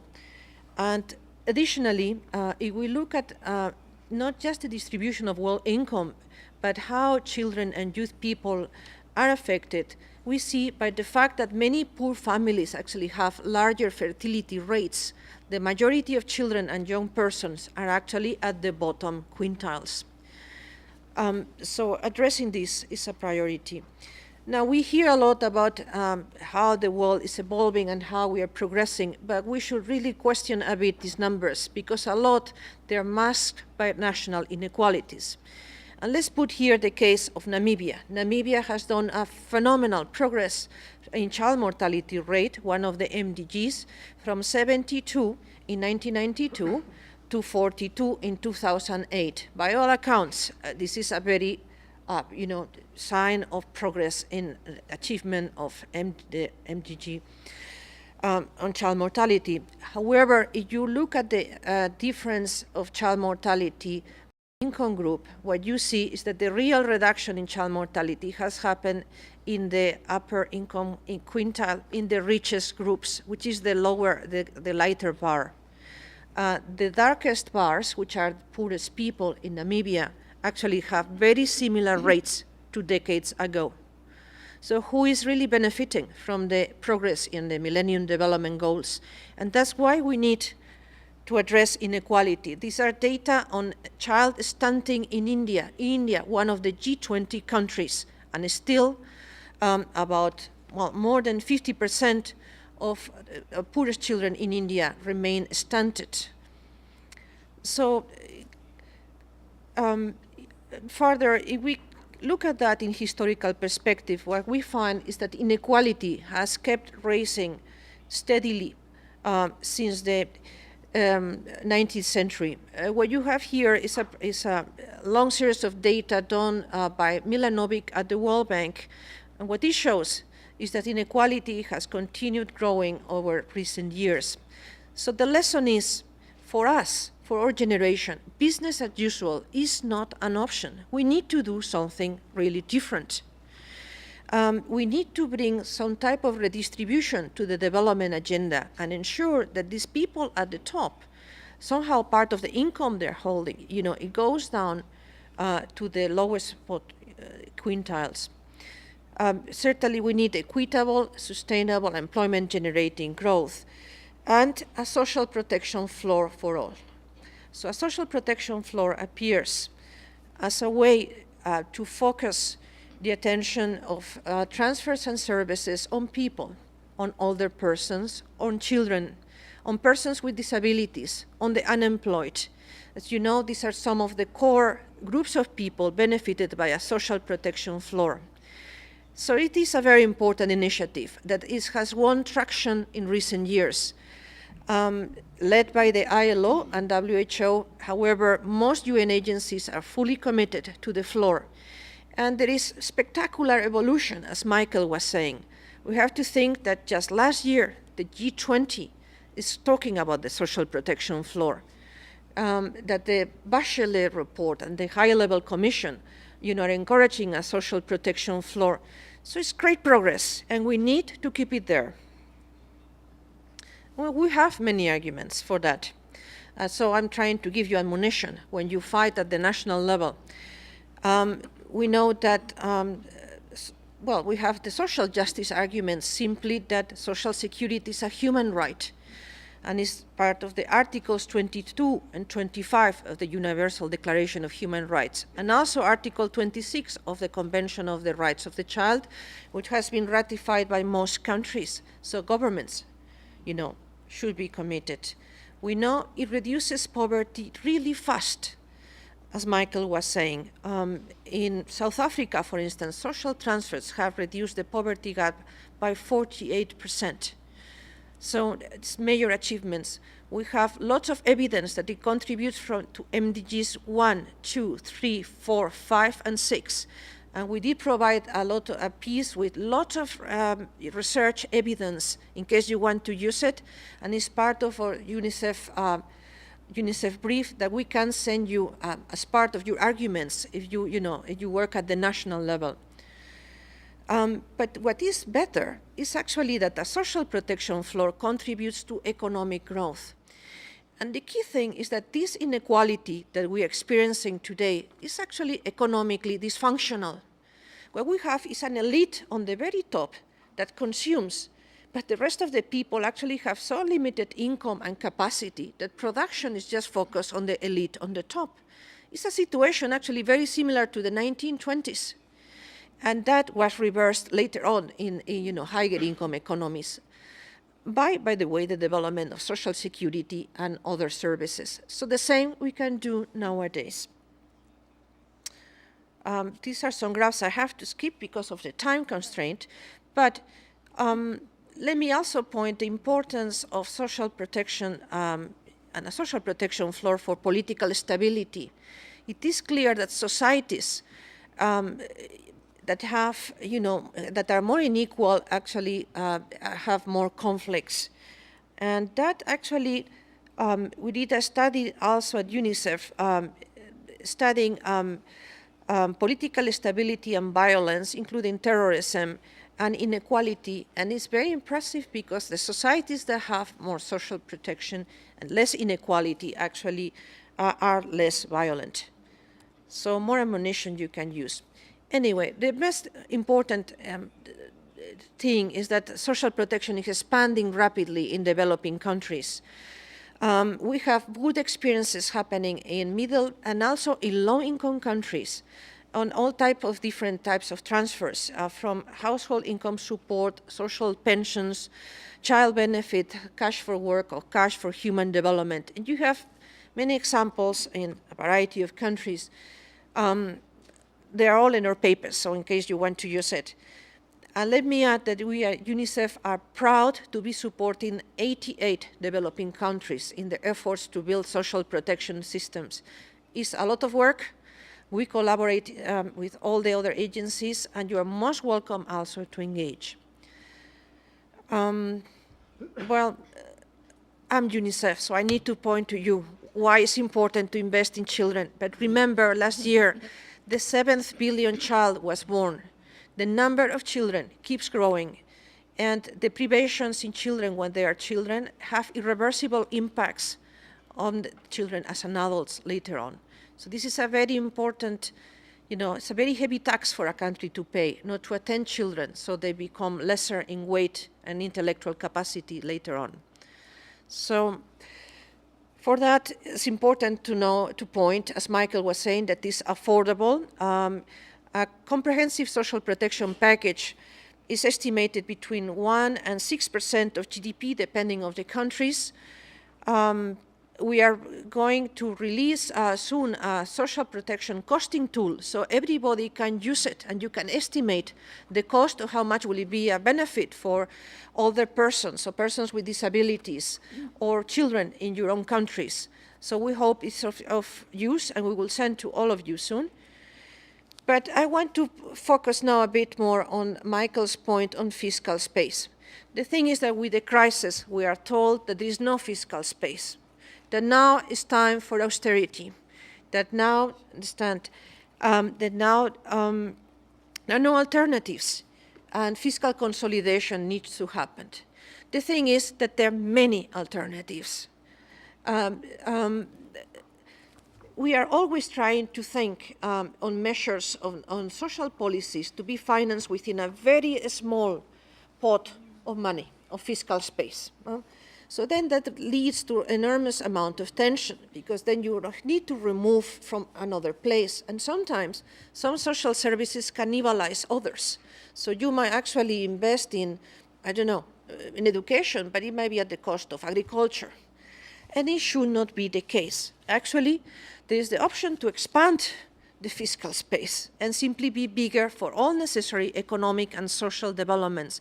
And this is something that our generation needs to address. And I also point to you at recent publication we did in UNICEF, which is identifying fiscal space in 182 countries. This is in our website.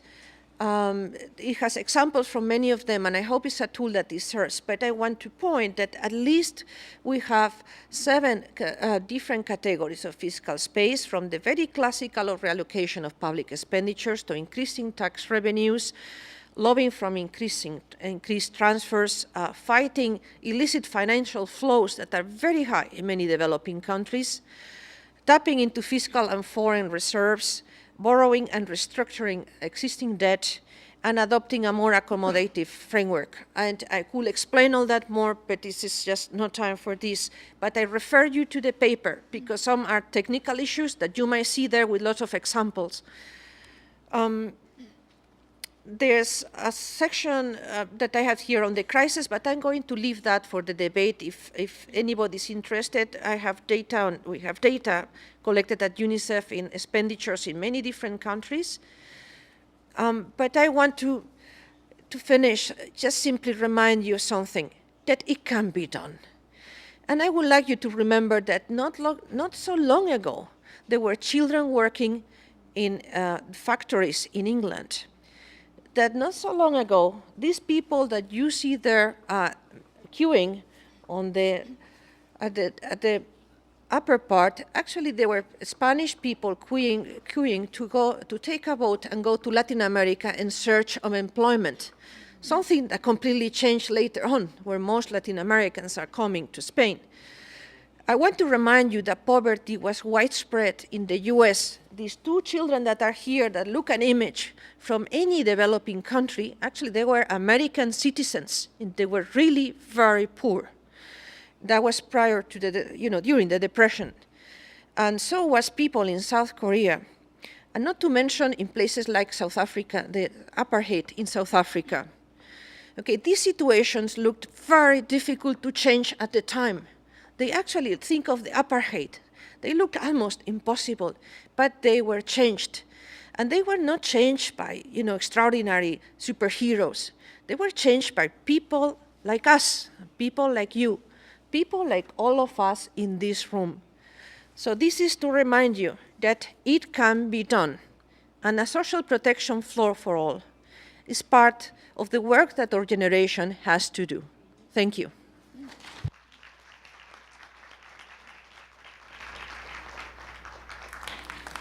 Thank you, Isabel. I think we are witnessing historic change. If that is true, perhaps we can be part of it. That's very encouraging to again highlight our possible role as civil society. The only question I would have for later discussion, if there are so many convincing arguments for it, why does it not happen? It should be done everywhere, and we should just experience and watch it instead of working for it. We heard in our first 2 presentations UN organizations, representative from the ILO and UNICEF. Now we come to our first speaker of civil society, Mrs. Brema Mathia Paranam. She is the regional president in Southeast East Asia and the Pacific of the International Council of Social Welfare. Some of you will remember they play a role in this commission and setting up the NGO committee since the beginning. They were very prominent together with Friedrich Ebert Foundation. So we're glad to have her here and the organization again here. In the capacity of a regional president, she has organized with the ASEAN Secretariat an annual government and NGO forum, okay, on social development issues, enhancing interest in the social protection floor initiative. Recently, Brema led the discussions on the social protection floor with senior officials of the 10 ASEAN countries. Brema is an advocate for social justice, but also involved in issues related to women, migrants, and HIV-affected people in the Pacific. She is founder of the Singapore Working Group for the ASEAN Human Rights Mechanism and she is the Singapore focal point for the Regional Working Group on ASEAN Human Rights and the Southeast Asian Women's Caucus. She's currently the Director of Research and Advocacy at an NGO called Aware. Aware? Yes. Okay, very much.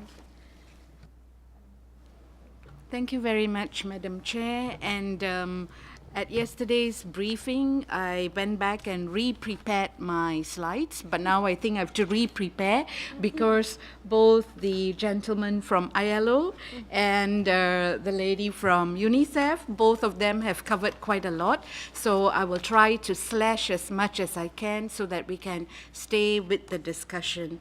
Yes, it is good that I'm representing the CSO voice here, and I'm very proud to say that the International Council of Social Welfare, where our president, Mr. Christian, is there, and another regional president, Eva, is there from Europe. All of us last year gave the mandate in a management meeting to say that the ICSW will stand by the Social Protection Floor initiative because our organization believes in social welfare and social development from a rights-based approach. And I think that is the fundamental discussion on which, to me personally, the whole social protection floor hinges.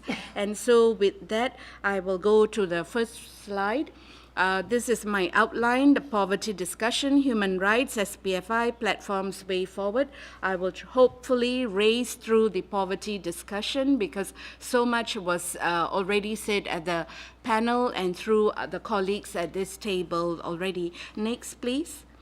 So over here, I just would like to point out some of the bullets that are appearing, that the last bullet there shows that the highest levels of poverty in South and Southwest Asia, SCAP statistics, is about 36%, Southeast Asia 21%, East and Northeast Asia 13%, and North and Central Asia is about 8.2%. But in the earlier discussion from the panel, the first panel, we also hear, and it is also borne out in the research, that we have today middle-income countries. Europe too, the scenario that is mapped out in Europe. So it's not going to be just the poor developing countries anymore that is facing this crunch where people's social development is really, perhaps if I were to use the word, under siege. Next slide, please. In this slide, I just want to show again, as what has been discussed, there's poverty and food, the food crisis, poverty and sanitation. For how long more? 38% of 2.6 billion people have no access to clean water. And we all know that clean water, it is usually the women who bear the brunt of that whole home situation management. Poverty and employment has been discussed, structural issues, where it has impacted on a whole generation of youths who are sitting out in the cold trying to draw attention to their dilemma as to why they cannot really see job opportunities, much less rosy job opportunities. Poverty gap has been mentioned by Isabel, the Gini coefficient, and the last part, very difficult area, especially when I come from Southeast Asia. Once a disaster takes place, it wipes out almost everything where livelihood is concerned. What is the regeneration that has been put in place? And of course, we also have conflicts. So poverty, the next slide please, is why haven't we made poverty history? I've listed out everything that I can think of, plus also through the literatures that I keep trying to keep abreast on. And we have, I think, to me, top of the list, inadequacy in terms of a lack of consistent, dedicated commitment at the political level. That is also ties up very easily with leadership changes at the political level and shifting agendas at the political level.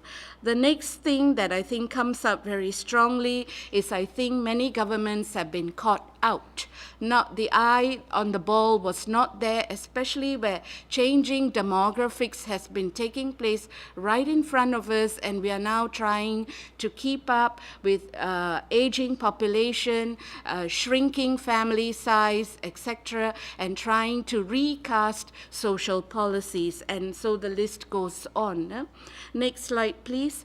So at the bottom of it all, poverty, we have been talking about it through centuries. This is perhaps the most connected ever global world that we have, and yet we are still not on top of the poverty situation. Perhaps because I also come from a human rights background, the fundamentals, conceptual understanding of what human rights is still not solidly emplaced within us as a value system. If I were to look at the Universal Declaration on Human Rights, it's all about human dignity. Human rights is all about human dignity, and ILO and all other organizations do cite a few of the UDHR declarations. I have put forward a few more. Article 1, and I've highlighted in red, where it says very clearly, equal in dignity. How do we then still have the situation of the earlier slides, where people, billions, are still not having a life that is equal in dignity to another whole lot? And we are my premise here is a 1948 document that all the world, at that time, all countries and emerging nations still today are subscribing to. Another very quick one, Article 4, where no one should be held in slavery and servitude. Migrant populations today run the risk all the time of being held in slave-like situations with abysmal wages and working conditions. Another example, slide Article 13, the right to freedom of movement and residence. Very interesting that Mr. Chichon, I am mispronouncing it, my apologies, has mentioned residence was a week-long discussion. How are we as civil society going to tackle the whole issue of residence when nation states are very resistant to developing social policies that covers the non-citizen? These are the challenges that we are facing, and yet we have human rights documents that are very clear. I will not go through the whole thing because it will take too long, and we have a very good chair, and we have Article 23 as another example, the right to work, just and favorable conditions, just and favorable, where till today minimum wages are not consistently borne out in every country, and there is quite a lot of exploitation. Next slide, please. And we have more of such articles from the UDHR. Next slide, please. So where then do we take all these human rights discussions? There are even very clear platforms that all nation states are involved in. For example, the Universal Periodic Review, that all countries have gone through one cycle. 2012 is the second cycle. Civil society activists need to know these processes where it's very clear advocacy for social development and welfare is part of that discussion. Another example, CEDAW, CRC. We also have the International Convention on the Economic, Social, and Cultural Rights, which I think is a very important document for us to look at. Next slide, please. Therefore, the SPFI is a possible solution. I'm not going to go through all the merits because it's being discussed, but I think for many of us in civil society, there is a big if I may use the word problem. The conceptual understanding to SPFI is not so easy to grasp. It has perhaps been made a bigger bogeyman than it really is. That is one. And the definition of SPFI is very important for all of us to grasp. And it is highlighted at the bottom of the slide in red. Next slide, please.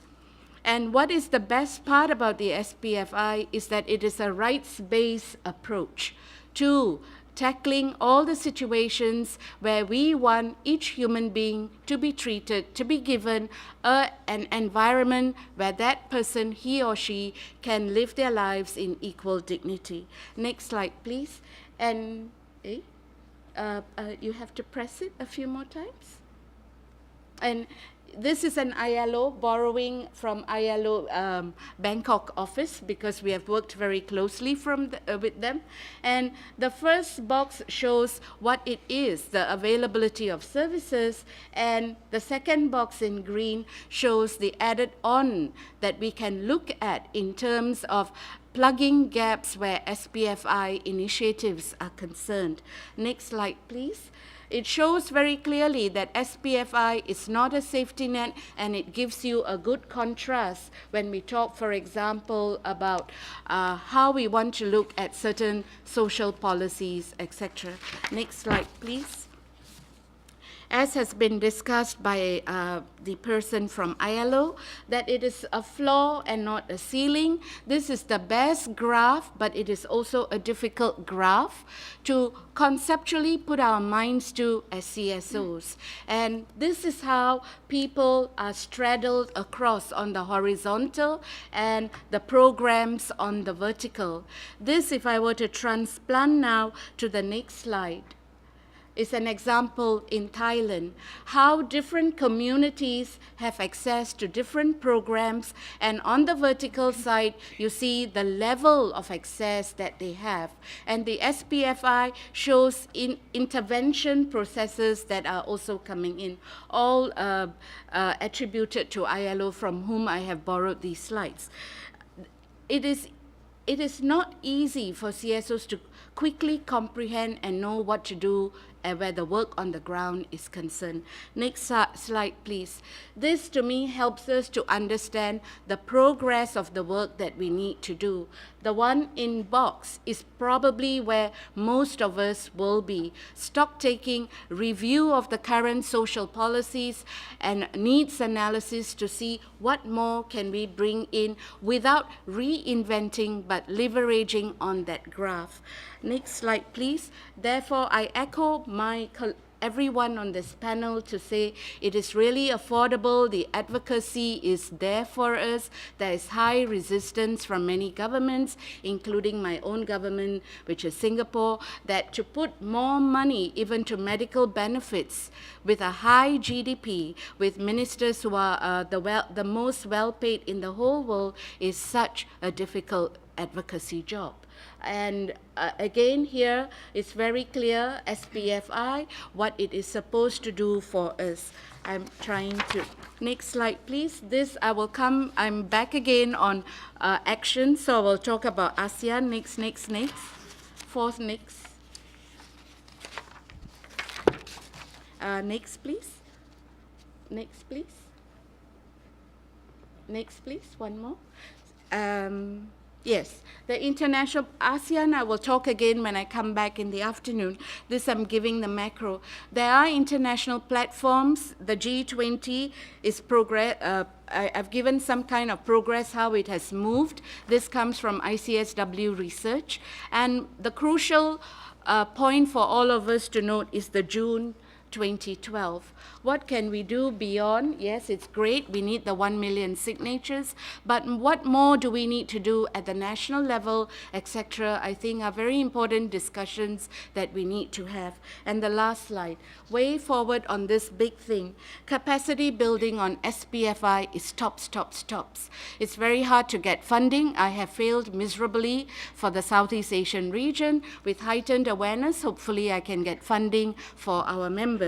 Another CSO advocates. How do we really talk about the SPFI? We are good at talking on social welfare and social policies, but SPFI, linking it to rights-based discussion when we come from different political systems can be quite a challenge.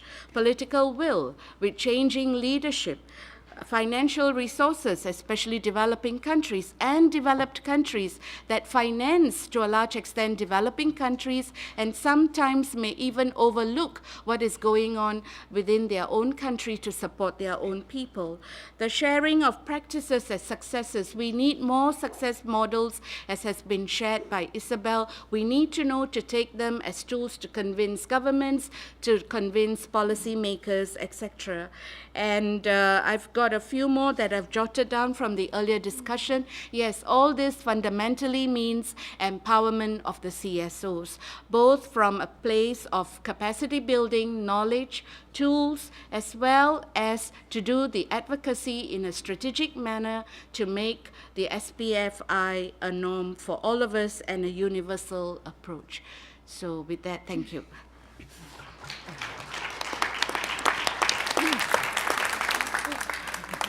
Thank you, Brema. You're all doing a wonderful job to put as much information in the shortest time possible. And it's encouraging to see an NGO struggling in Asia to really do it. I think you're the first ones, the first network who is really advancing this issue, and we can all learn from you. And we'll discuss it later. Yes, we now hear Mrs. Laila Iskandar Kamel. Is that right? She's a chairperson of the CID Consulting in Egypt. She is an education and development specialist who offers combination of in-depth knowledge and international exposure as a result of providing consultancy services for UNESCO, USAID, and UNDP, and many others. She's committed to an integrated grassroots approach to development and has helped CSD Consulting, that's the organization, clients in highly successful programs which address a range of community concerns. Ms. Kamel's academic background includes studies in economics, political science, and business at Cairo University. She holds a Master of Arts in Teaching Near Eastern Studies and International Education Development from Berkeley University in California, and holds a doctorate of education from Columbia University in New York. Okay. Thank you. I'm going to try and show you pictures as I speak, as we get them up to the screen. So it's about garbage collectors. The fancy word for them is informal waste workers, but they are garbage collectors. And they exist in developing countries as a result of poor and inadequate, sometimes absent municipal services. They protect us from cholera. They subsidize the city's waste management system. They don't get paid for their services, by the way, and they provide employment for the illiterate, unskilled, dispossessed, and relieve governments from having to design policies or find jobs for all of these people. They even build their homes with their own money, and they send their kids to school. The formal economy is unable to engage these people because, you know how it is, it's formal, it's structured, and so on. But these people reduce our dependence on fossil fuels and our demand for natural resources, yet their successes are undermined by social development policies which deliberately run counter to recognizing them and giving them a space in the city's life. They live in slums, in contexts which spring from socio-political culture context of each city. We're a global community, about 10 million. In Cairo, we are 120,000. We're members of a large informal community that makes living by recycling. So where these pictures come from, it's one of 6 large neighborhoods surrounding the main hub of Cairo. You would never see this if you came as a tourist. And because the system developed when there was no municipal organization, it evolved so that every family, it's a small owned family business, collects trash from our doorsteps, brings it to their home. So it's very small units. And in today's corporate language, this is very bad. We have to corporatize it. We have to consolidate it. They go through everything with a fine-tooth comb because they have to recycle everything. Remember, they don't get a fee for service. But after 5 evictions over 50 years, the horror story continues. In 2000, the waste services of Cairo were privatized to local companies that just had trucks, no recycling know-how. And in 2003, add insult to injury, more privatization, this time to multinationals. This is a trend. It's not just Cairo. All cities in the south are now victims of the architecture of a global financial system which colludes to supplant millions of recyclers in the south and in Cairo by multinationals. They call it privatization. It's a recipe which comes from the IMF. They call it modernization, formalization, efficient cost recovery. It comes by very different names, but it always makes us wonder for whom.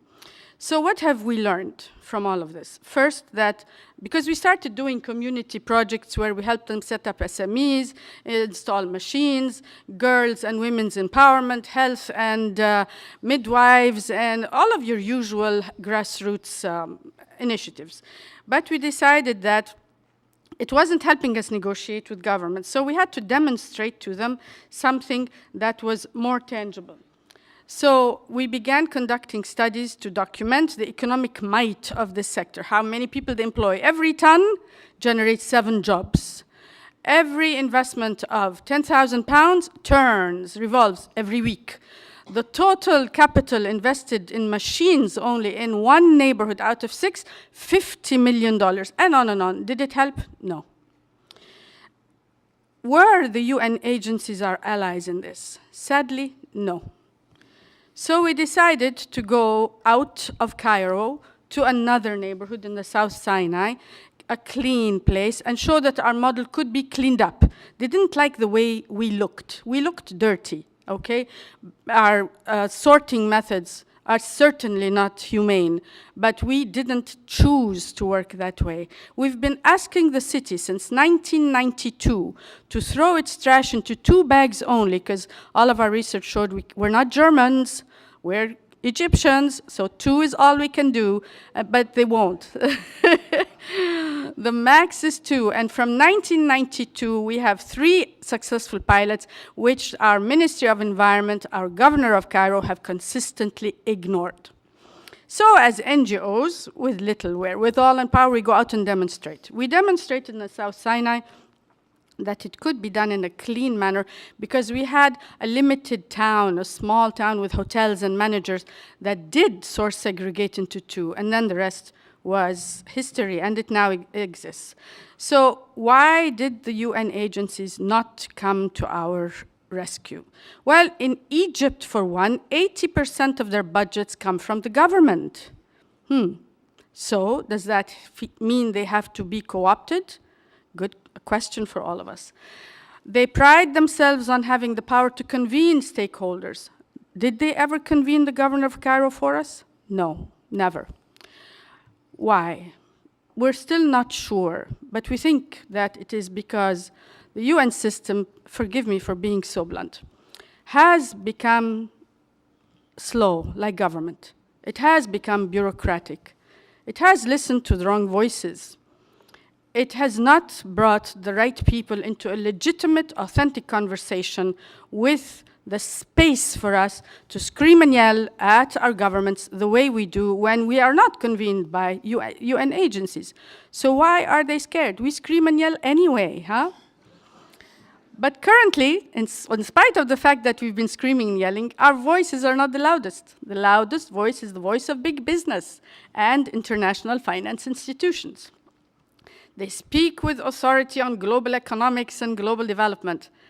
But they've gained that status through their having acquired wealth, not knowledge. We have the knowledge, they have the money. How can we bring the 2 together? So, although UN agencies did come round to our story late in the day, yet now they've begun doing a few important things, so that I'm not completely bad here. They have contributed by conducting studies, valuable ones, by publicizing, disseminating, and by bringing me here, although it was Werner from Friedrich Ebert really who brought me here, but there are other occasions where UN agencies do give us a platform, so thank you. But when they have hired consultants, they've done so, they've selected people with a very limited understanding of local contexts, and the reports always are very gentle on the way they expose the deliberate design of social policies that marginalize the poor. Now, add insult to injury, not only are we excluded because of the nature of our work, but the monetization of the materials in which we work. Can you believe? We don't get a fee for service. We make money from recycling, so we don't really need subsidies. We all send our kids to school. We don't stand in bread lines, and so on. We have money, but we have to do horrible work to get it. But now that recyclables are traded on global markets, everybody wants our recyclables. So we've become even more vulnerable, and there are no laws that help us. In fact, when we look at the history of our legal structure, it's to further marginalize. What has that taught us? Well, that governments and international agencies are only as strong as the local organizations that they partner with. That you cannot become strong, UN system, unless you partner with strong local organizations. Because when we realized that we had nobody on our side, when we were left to our own resources and dug deep into them, we made it. I must confess, it did help to have a revolution, because today our ministries are listening a little more. There is a policy to no longer evict us. We sit on what was once the edge of Cairo. Now it is prime Cairo land. Every developer wants us out of there to build some kind of fancy development. But now we have had a revolution. And our informal settlement policy is beginning to change, because they've decided only if you live on land that is hazardous to you as dwelling, will we evict you. Otherwise, you're there to stay. So the funding architecture that currently addresses our work, we want to have space to entrepreneur. Our right to entrepreneur is not recognized. The funding architecture doesn't do that. They want to projectivize everything. Everything is a project. The agendas are set in a manner that makes them irrelevant to what we need, and the short term and short-sightedness of it doesn't give us the space to do a transformational effort. So anyway, just to give you a happy ending, we are formalizing the collection units. We are implementing a large citywide campaign for everybody to store their materials, it's not trash, into 2 bags. We are formalizing SMEs, and last week we established our very first own syndicate of waste workers in Cairo. Thank you.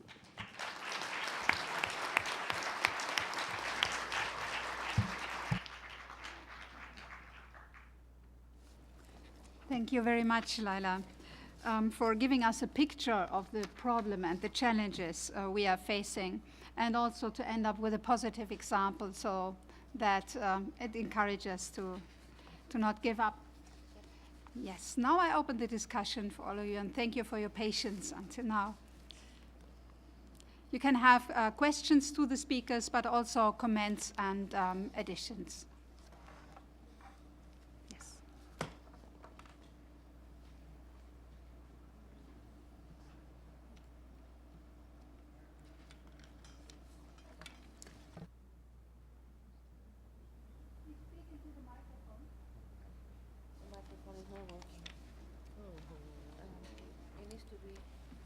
It doesn't work? It's work now.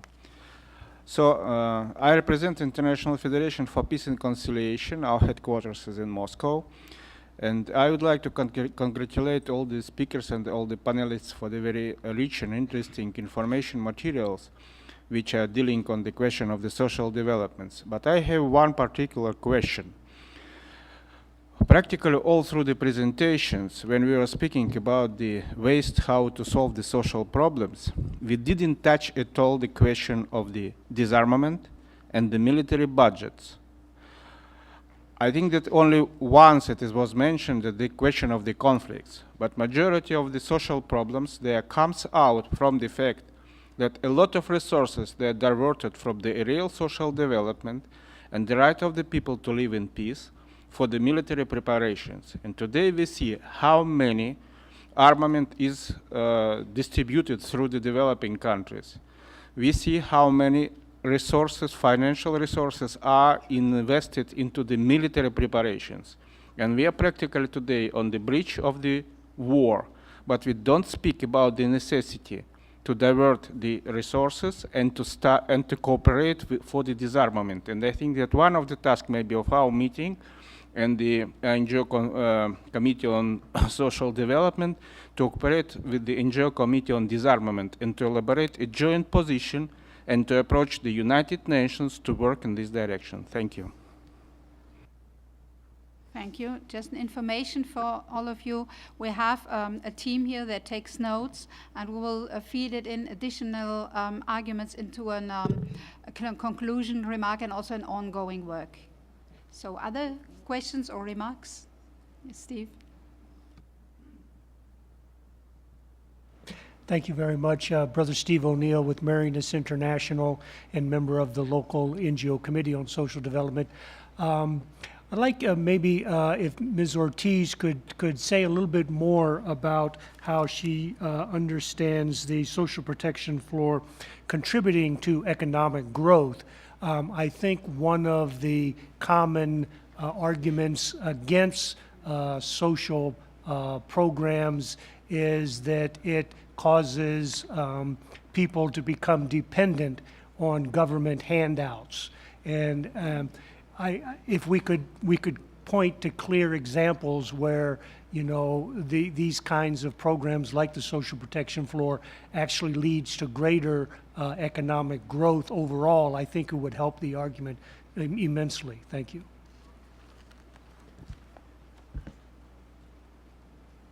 I think we collect a few questions and then I give the word to the panelists to answer them. Are there more questions? Oh, yes. Fatima. My name is Fatima Rodrigo and I represent International Presentation Association. And my question is to Mr. Michael.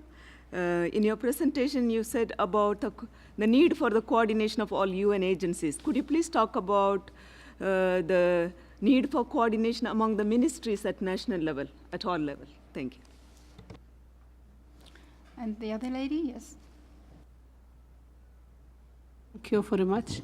I will try to talk by my mother language in Arabic, but I am sorry because the translate very poor in Arabic. أنا رمزية الإرياني. My name is رمزية الإرياني from Yemen. I am chairperson of Yemen Women Union and General Secretary of Arab Women Union. I would like to ask what she took from UNICEF. We have a lot of work with the UNICEF in Yemen, especially with the juvenile. And but I would like to ask one question about the work in the UNICEF with the children. I will talk now by Arabic. معنا عمل كثير مع اليونيسيف في اليمن، ولكن مع الأسف الشديد في سياسة معينة لليونيسيف. أود أن أسألك أتمكن من الفهم يعني. اليونيسيف في عندنا بالإصلاحية في الإصلاحية الأحداث الذي ارتكبوا بعض الجرائم البسيطة. حاول اتحاد نساء اليمن أن يعمل على إصلاح وضعهم في الأحداث، بناء إصلاحية فيها ملاعب للأطفال، فيها مكان للتسلية، فيها غرف نظيفة. ولكن مع الأسف الشديد اليونيسيف احتجوا بأن هذه ليست من سياسة اليونيسيف. عندما نحمل لهم مواد غذائية أو ملابس شتوية أو صيفية، نفاجأ بأن اليونيسيف يحتج بأنه سياسة اليونيسيف لا تمنح الأحداث حياة وتغذية حياة سعيدة أو تغذية في الإصلاحيات. وعندما سألنا لماذا، قالوا بأن اليونيسيف يعمل فقط من أجل خروج هؤلاء الأطفال من الإصلاحيات وليس تحسين مستواهم المعيشي في الإصلاحية. ولكن في نظرنا كمجتمع مدني بأن هذا ليس إنسانياً أن نترك الأحداث يعيشوا حياة سيئة في الإصلاحية دون أن نتمكن من إصلاح وضعهم. السؤال الثاني أود أن أسأل الأمم المتحدة، لماذا الأمم المتحدة لا تدعم المجتمع المدني في التوعية وخاصة في التخفيف من الفقر، في المشاركة مع الحكومة والقطاع الخاص للتخفيف من الفقر؟ هي الأمم المتحدة لا تدعم إلا الحكومات، مع أن الدعم المجتمع المدني مهم جدا. Can you come to an end because we have many other speakers and time is running. Just sum up and Laila will translate it for us. Thank you. I am sorry I can't speak nicely in English. Otherwise, I can explain to you more about the... It's just the time. Lila will translate it for us and summarize. Just the time. So. Okay. Because this is very important to be there are partners with their civil society and government and to can make good relation and development in any country. Thank you. And now Lila will just summarize the question for us so that we understand her point. So she had one specific question about UNICEF in Yemen, particularly about the juvenile system, girls in detention. They apparently approached UNICEF to try and improve facilities, and UNICEF replied, not our mandate. Our job is to make sure these teenagers get out of detention, not to improve their condition while in detention. She has a question on that. A more general one, why does the UN system not participate with CSOs in reducing poverty? Why do they just work with governments? Okay, we'll have one more question, then I'll give hand over. Well, two. Okay, two questions. Yes, the lady in the back. I am Cristina Diez from the international movement, ATD Fourth World. I would like to thank you, all the panelists, for their expositions. They were very, very interesting, and I really would like to thank you, Laila Iskander, for her photos that were so visual and spoke so much of the people and what they do and what they live, but also for being so honest and so straightforward that sometimes it is interesting to hear it. I don't know if it is a question, but yeah, I will try to make it a question. I really like the slide that Isabel Ortiz presented on, I think it was Namibia, where on child mortality, where the difference from 1992 to 2008, I think, or I don't remember, where the improvement was made in the highest quintiles of the population. And my question is, how are we going to assure that when implementing the social protection floor, we don't come with the same problem, where are those that are more well off and less in poverty that will benefit from the social protection floor? And I have indeed another question. My organization works with people living in extreme poverty. And one of the problems we have, and it questions the social protection floor as a floor, it is that human rights are, and I really think it is interesting that the principles of human rights are there, that human rights are universal, indivisible, interconnected, and non-discrimination and participation is very important. And for people living in extreme poverty, this is a reality, that because the human rights are violated in many fields of their lives, even if there is access, for example, to health or to education, because of the other violations, even if the services are there, they don't have actual access to those services. So how are we going to avoid this happening? And what are the measures that the social protection floor will take to avoid this happening? Thank you. And Mr. Namazi? Thank you. My name is Baghar Namazi, civil society activist in Iran, working in the Middle East. I'm also facilitating, with help of some CSOs, especially Laila, a group that is trying to promote voices of the poor. And we've been focusing on World Bank to hold it accountable to its own promise. And one of our CSO partners says, don't forget the UN. So the question we are raising is that we are hearing the right words and the right policies, but we also see a big gap between policies and practice, and also having commitments to bridge this gap. Maybe one role that the civil society partnership can play is what we call to be a critical partner, to also hold the UN accountable to its commitment that it makes. So I'd like to hear comments whether you would like to see us be critical partners and hold you accountable to the commitments you are making, including the ones in this meeting. Thank you. That's a very good point. Yeah, we'll have a last round. Well, if I take two more, then that's it. Then we just have the panel lists respond before we go to the next session. So the two more, and then I close it. The lady in the back? Yes, I saw the guy. This is H Concern Ukraine. My name is Galina Polikova. Social justice is not just rights. This is also about duties.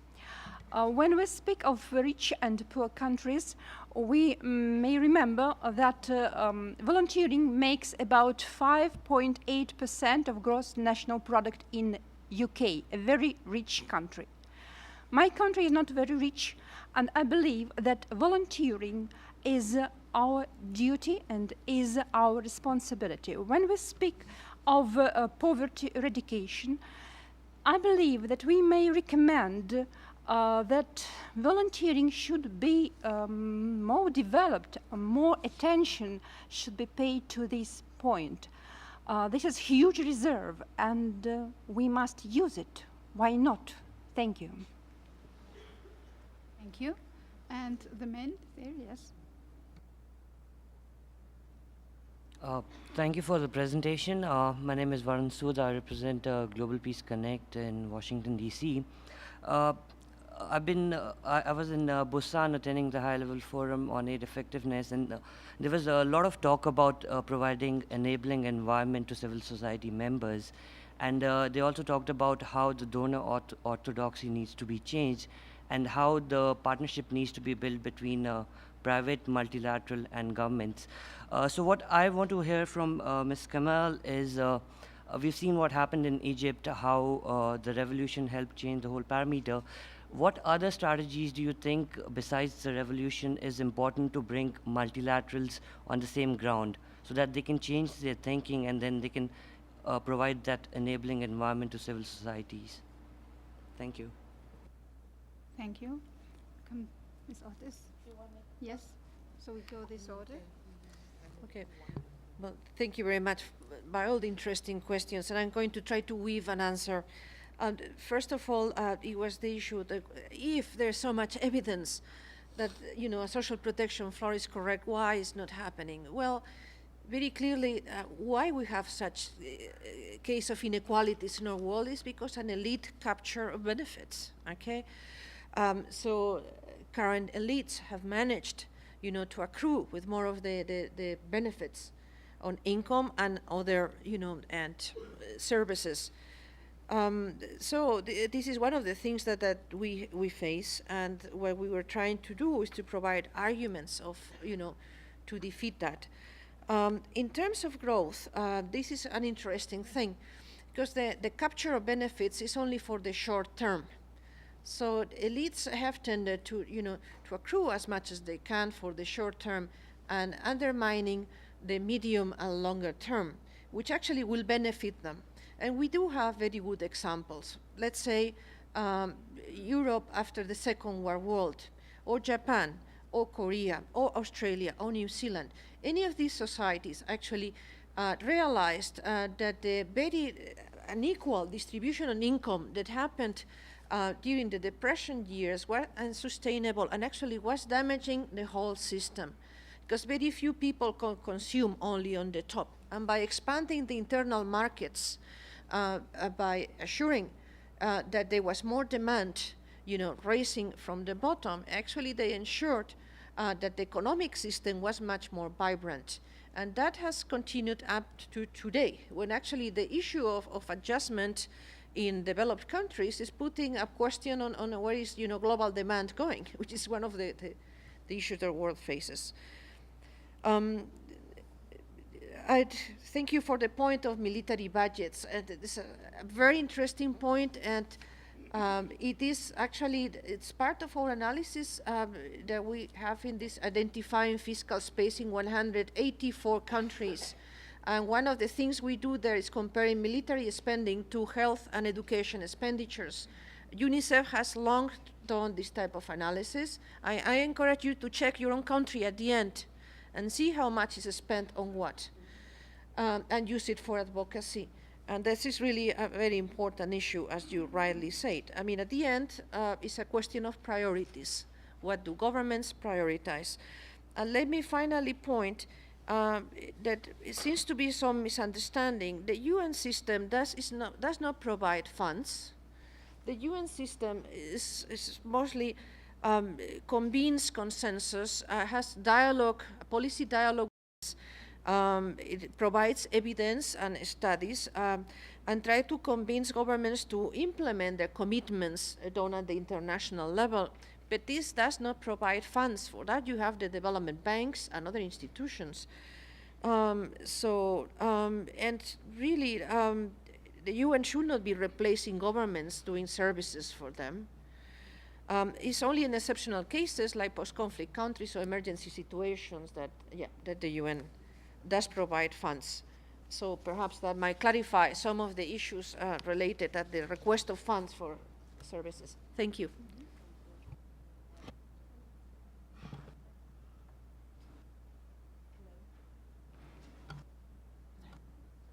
Sorry. Yeah. Sorry. Thank you for the questions. I do not know which is directly related to mine, so I'll just speak as I go along. I just want to support Isabel in the elite having ruled, because the statistics show very clearly that the richest 20% accounts for 75% of all income, which is borne out in the research. I forgot which citation, which is where we are right now, and that is why I think we really got to readdress this and redress the balance, so to speak. On the second part that I just want to, the very interesting question that came from the back, when you are so poor, etc., and all you want is access, what's the point? Almost like, taking on a rights-based approach, etc. My own work in trafficking tells me very clearly that, especially when a woman or a young boy has been sold, especially into the sex trade, coming out from being hoodwinked or being from very impoverished circumstances, it's very hard to talk about rights-based, etc.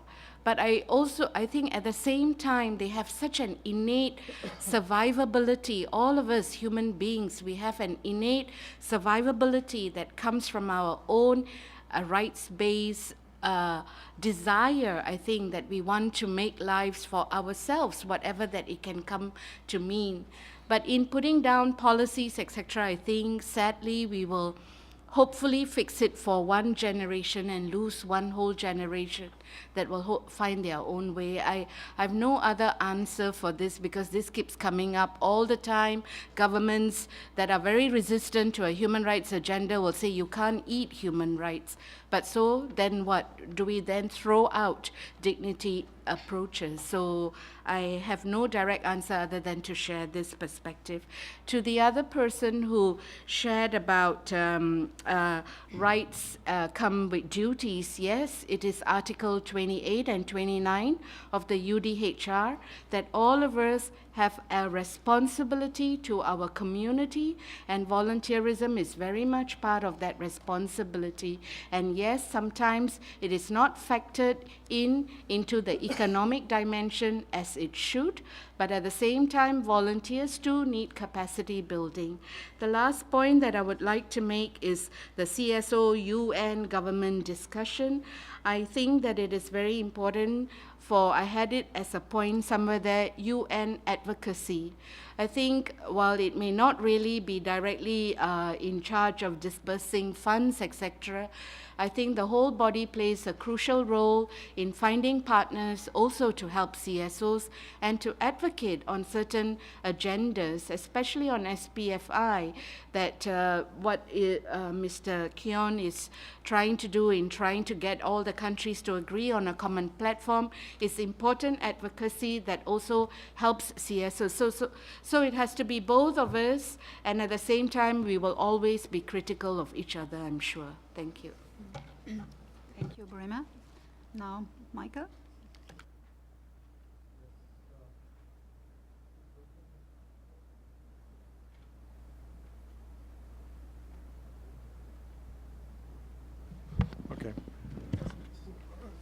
This one doesn't, okay. Well, I'm trying to go through the questions quickly. Okay. So first of all, military expenditure clearly crowds out social expenditure. And it actually does that. What it basically does, it invests in measures that have to be taken or may not have to be taken when everything else fails, right? Failed. And all policy else failed. So it's definitely the wrong expenditure at the wrong time, always.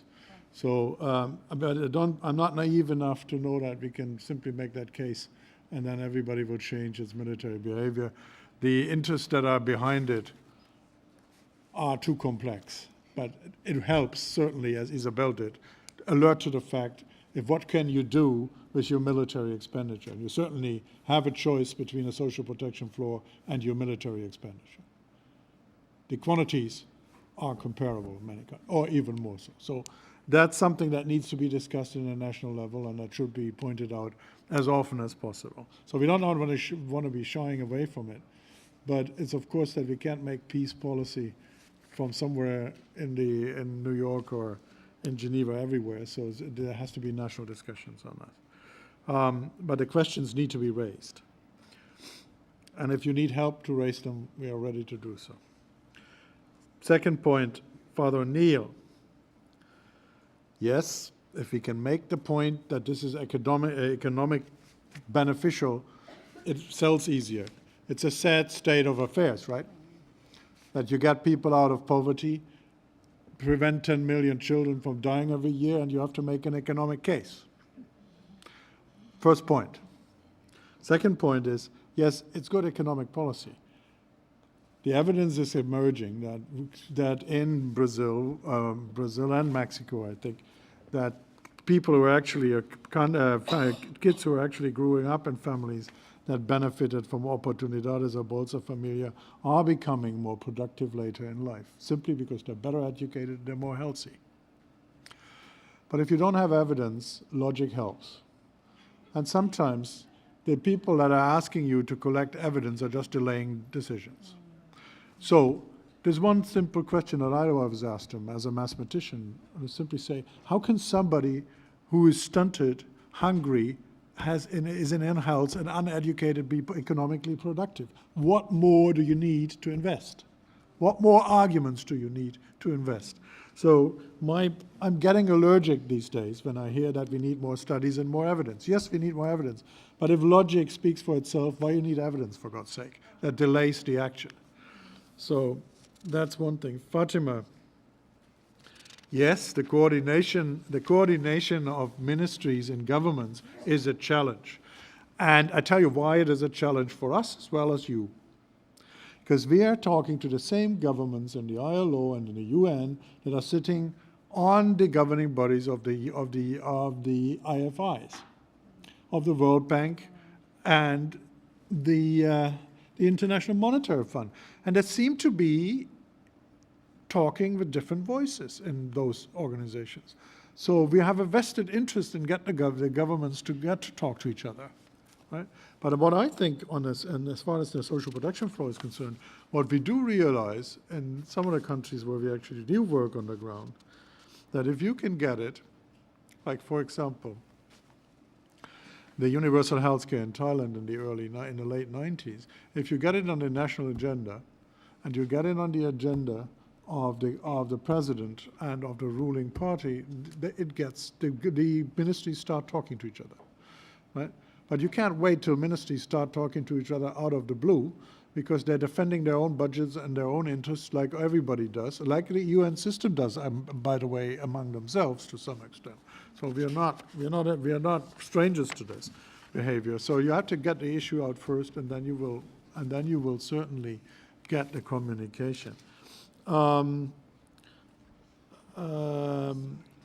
Yes, I wrap up. The voices of the poor, can we be critical partners? We have critical partners in this, which is the IMF and the World Bank. So we would like contributing partners and helping partners, not just critical partners. And I'll leave it at this at the moment.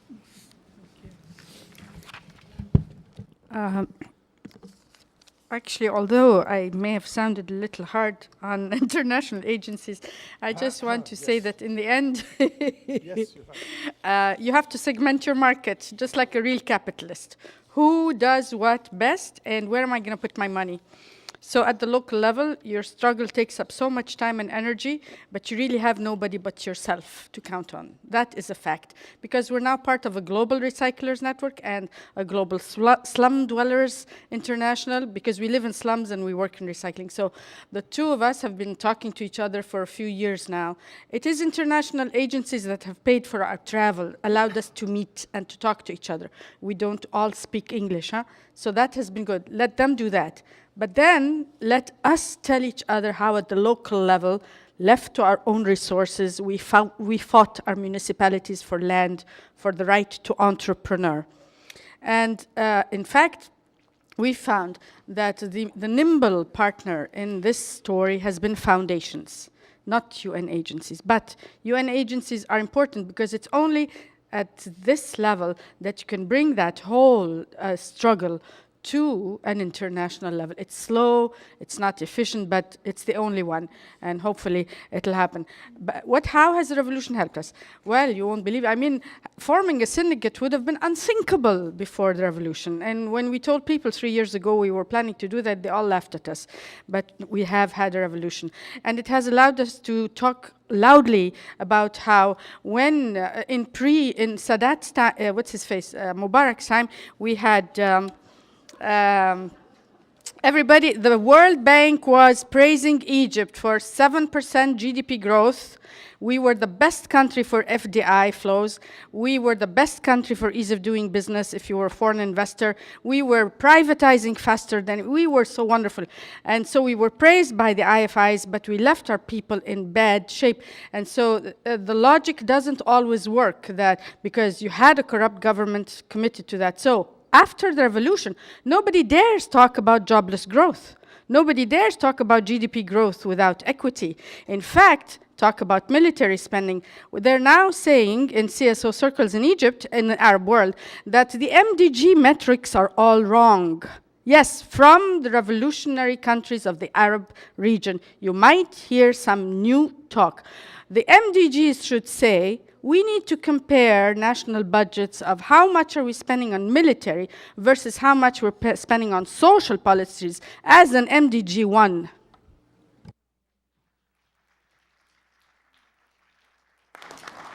You can see how hard it was for me to stop the people, you know, the panelists, but also you.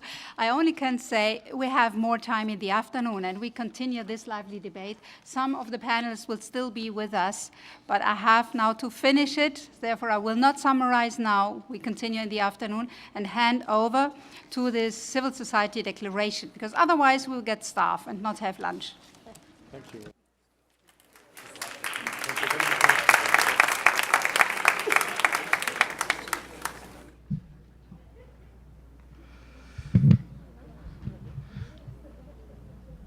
Thank you once again to the distinguished panelists and to the moderator.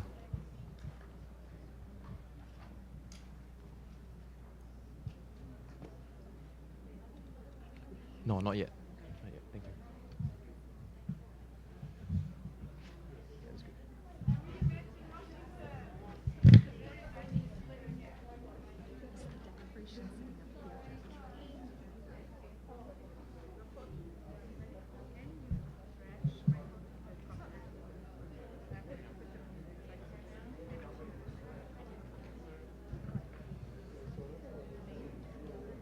Did you tell them there are no names? Yes. I have a name. I have For Jermaine and gang? Yeah. Okay. I think it's okay. I spoke to Jermaine and she said that they don't need names, so it's fine. Okay. Okay.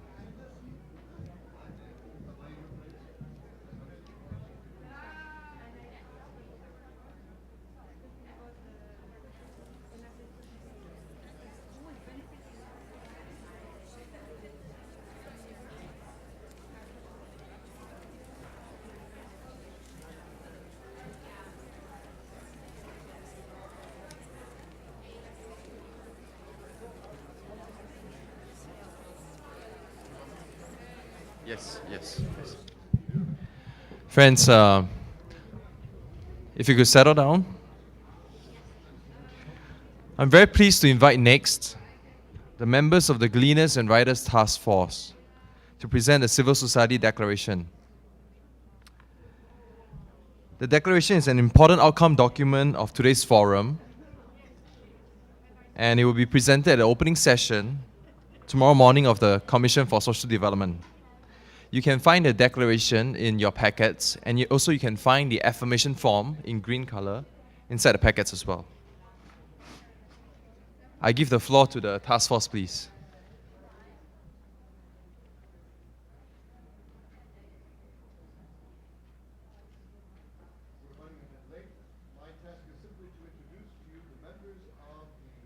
Task Force, the Gleaners and Riders, who have prepared the document that you have found in your packet and which we will reaffirm.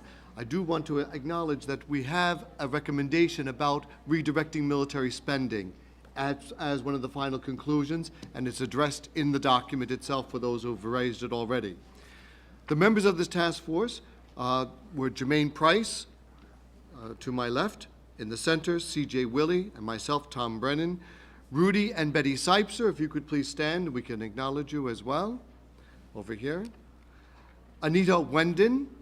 She left already. Oh, she left. Tarana Ashraf. Right. Steve O'Neill, Kevin Dance, and Winifred Doherty. Okay.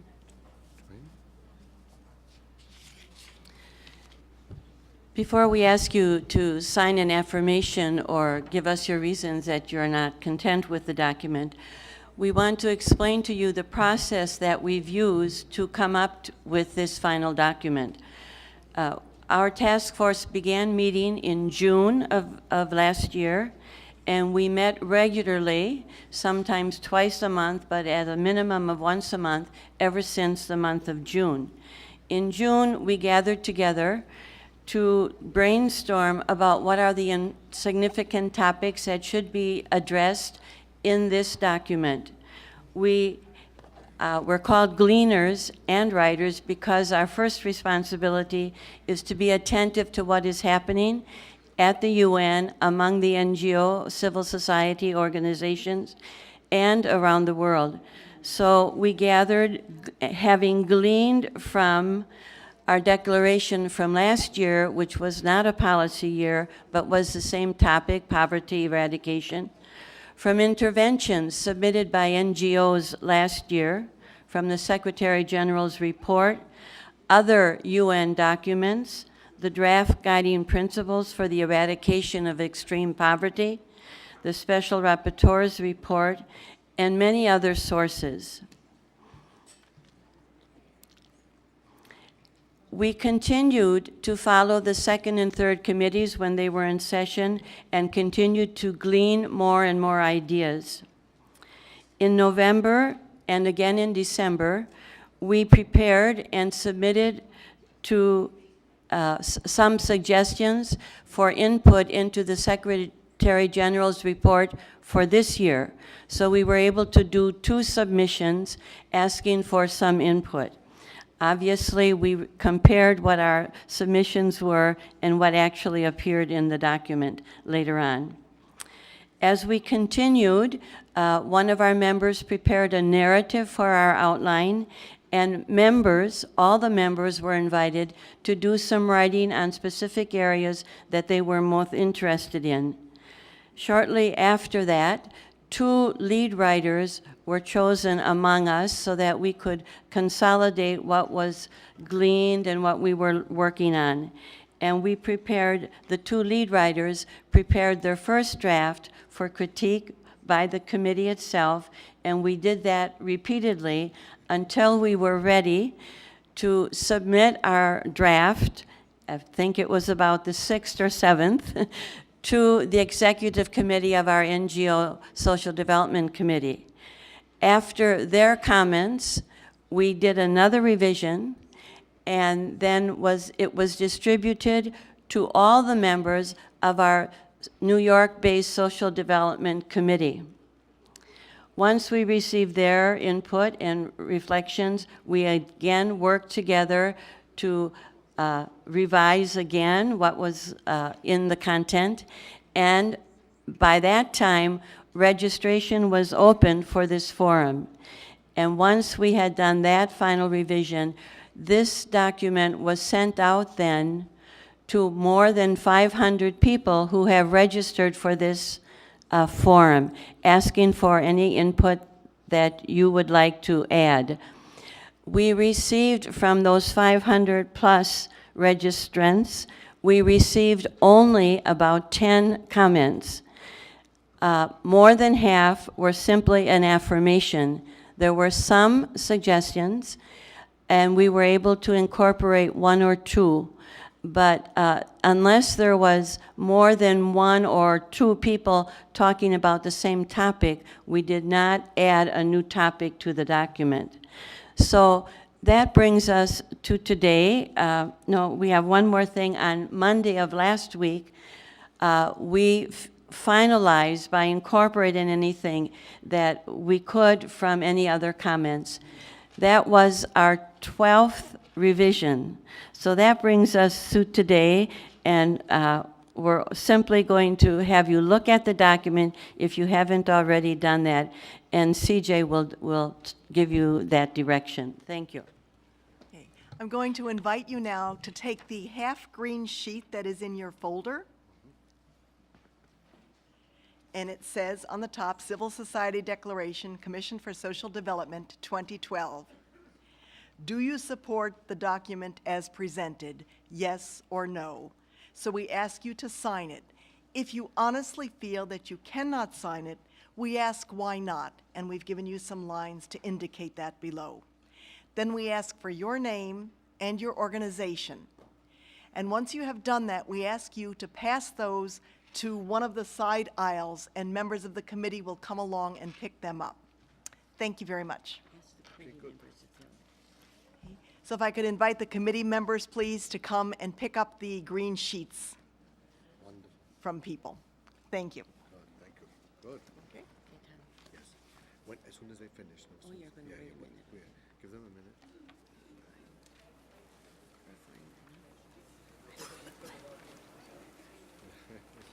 You sign it too, just to say I took hers. Oh. I was with the Sister Society this morning.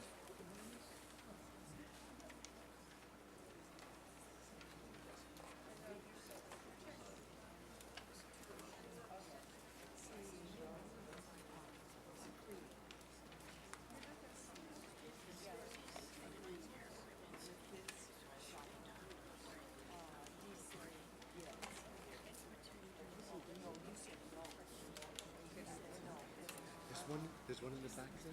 She's holding it up. Can someone collect? Yeah,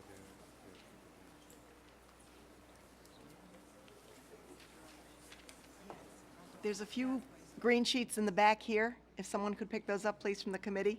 Can you pass them down to the edges? If you would pass them down in the line that you're in towards the edge, that someone can pick them up right along the edge. Fatima, could you pick up the ones on this side, please? Thank you.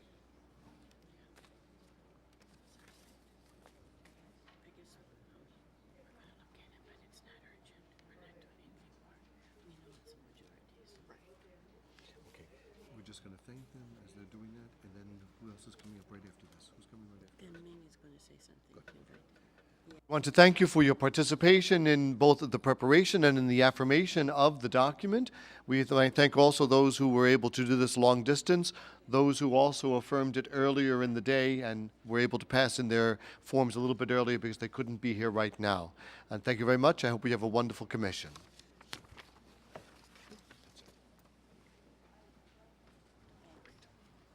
Good. Thanks so much.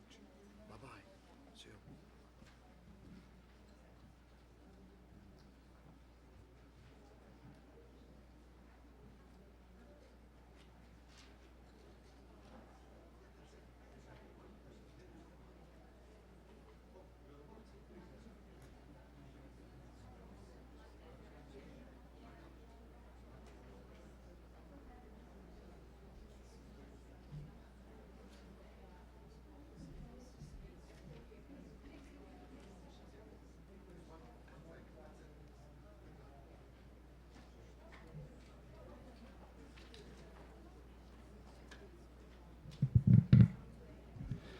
Thank you to the Gleaners and Riders Task Force.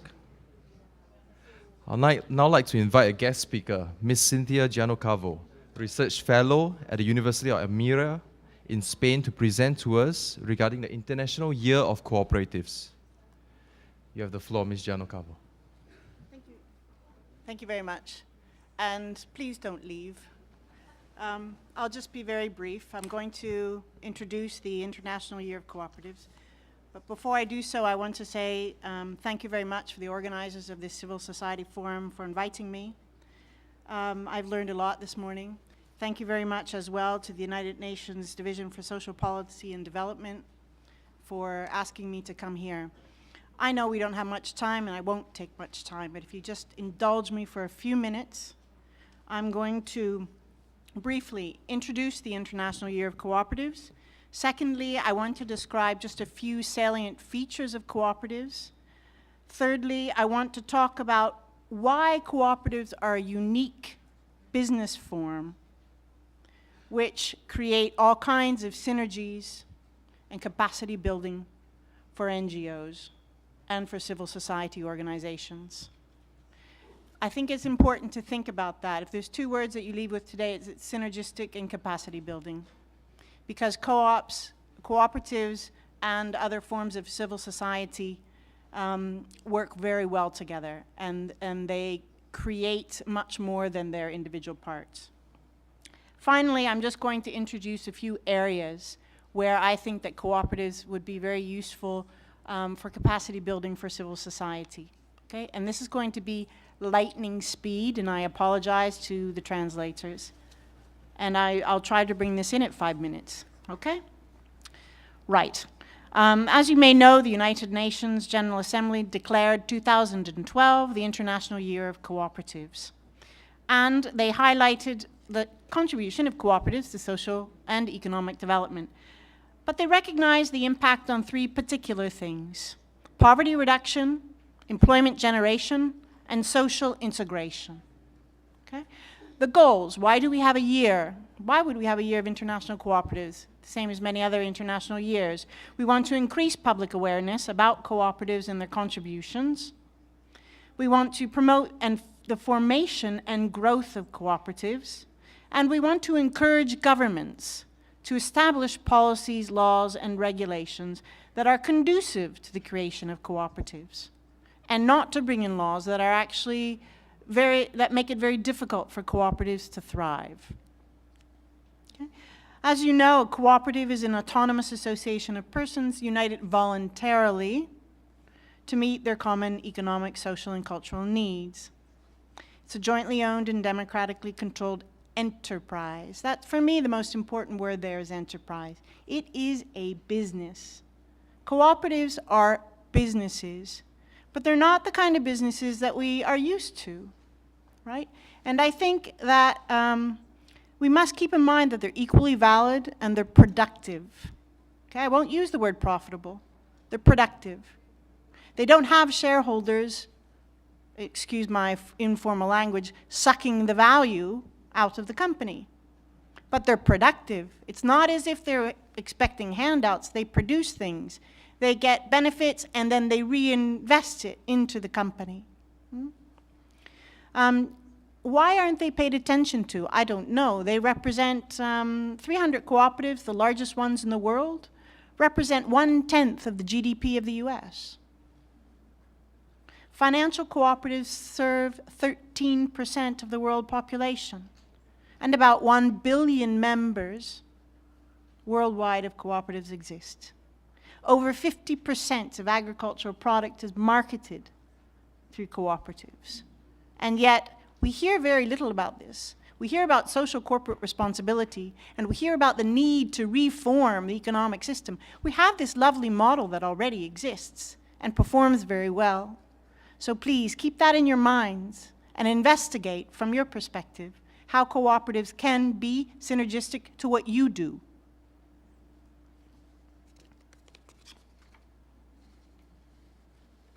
As I said, I focus on capacity building. And it's not just capacity building at an individual level, it's also on the community level. And that sounds nice, right? Capacity building. You think, well, right, well, how is that actually going to be carried out? How does that actually work? What processes and actors are necessary to bring well-meaning programs and ideas into successful activities in businesses that really do address exclusion, unemployment, lack of housing, healthcare needs, equal access to technology, credit, and education? And how about the new situation of the people being thrown into poverty and the working poor? Okay. Number two, what builds the social fabric necessary to take on these difficult economic and social issues, and environmental? Let's not forget that. How does social or collective entrepreneurship, which is what cooperatives are, occur in situations of poverty? It's all very well when you're talking about Europe and you've got a supportive environment and you have already the model to succeed. But how do you do that when you've got a situation of poverty? And where will the resources and financing come from, right? Well, I would suggest that a lot of these answers cooperatives have already addressed very well. And if I could just have 1/10 of the magic wand ability that market capitalism seems to have, I'd be very happy. No? People they believe that market capitalism can solve everything, but if you actually present them with the evidence of cooperatives, you have to fight a little bit to even just have a tiny little magic wand to say, but no, we really can do this. Okay? They do have a proven track record of success. And they also have a proven track record of creating a structural framework from which to do so. Okay? I'm going to give you 1, 2, 3, 4, 5 reasons why cooperatives work really well. Okay? It's an economic model that's not based on speculation and maximization of shareholder value. Thus, it allows an investment in people, the environment, and the real economy.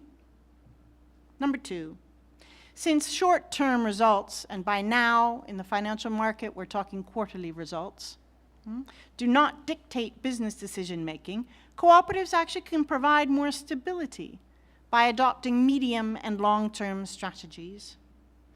Number 3, such entities don't have profit as a paramount motive.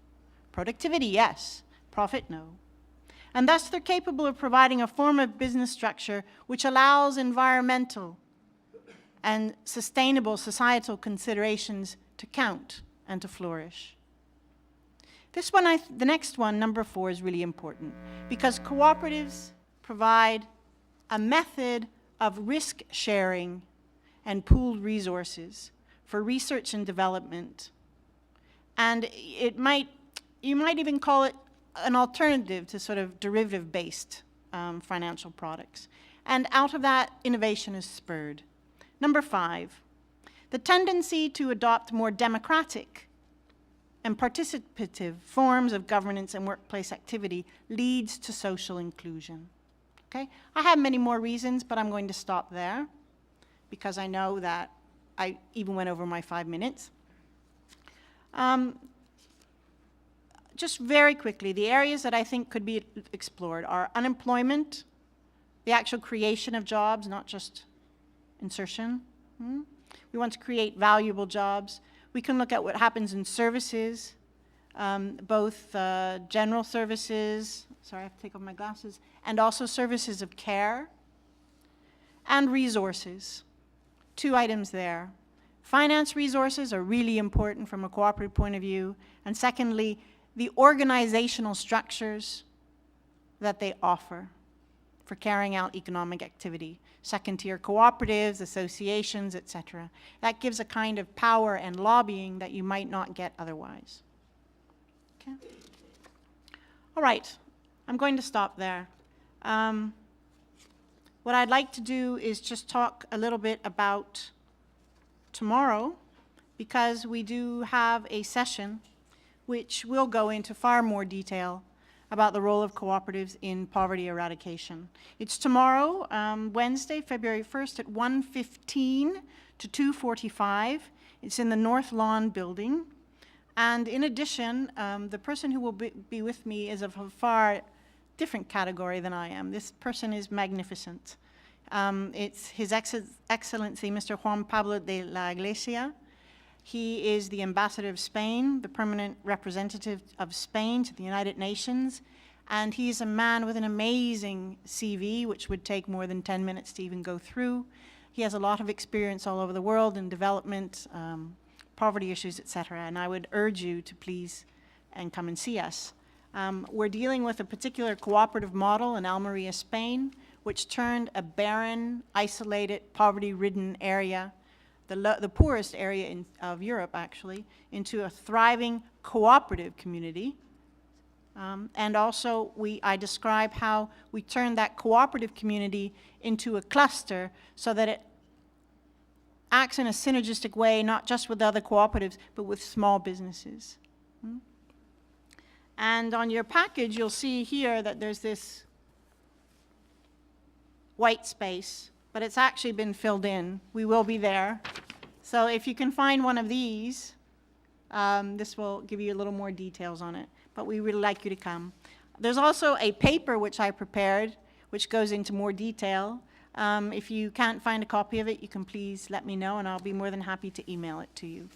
I'm sorry that I haven't given the International Year of Cooperatives much more time, but I think that it's important that you know the concepts. And there you go. Have a happy lunch.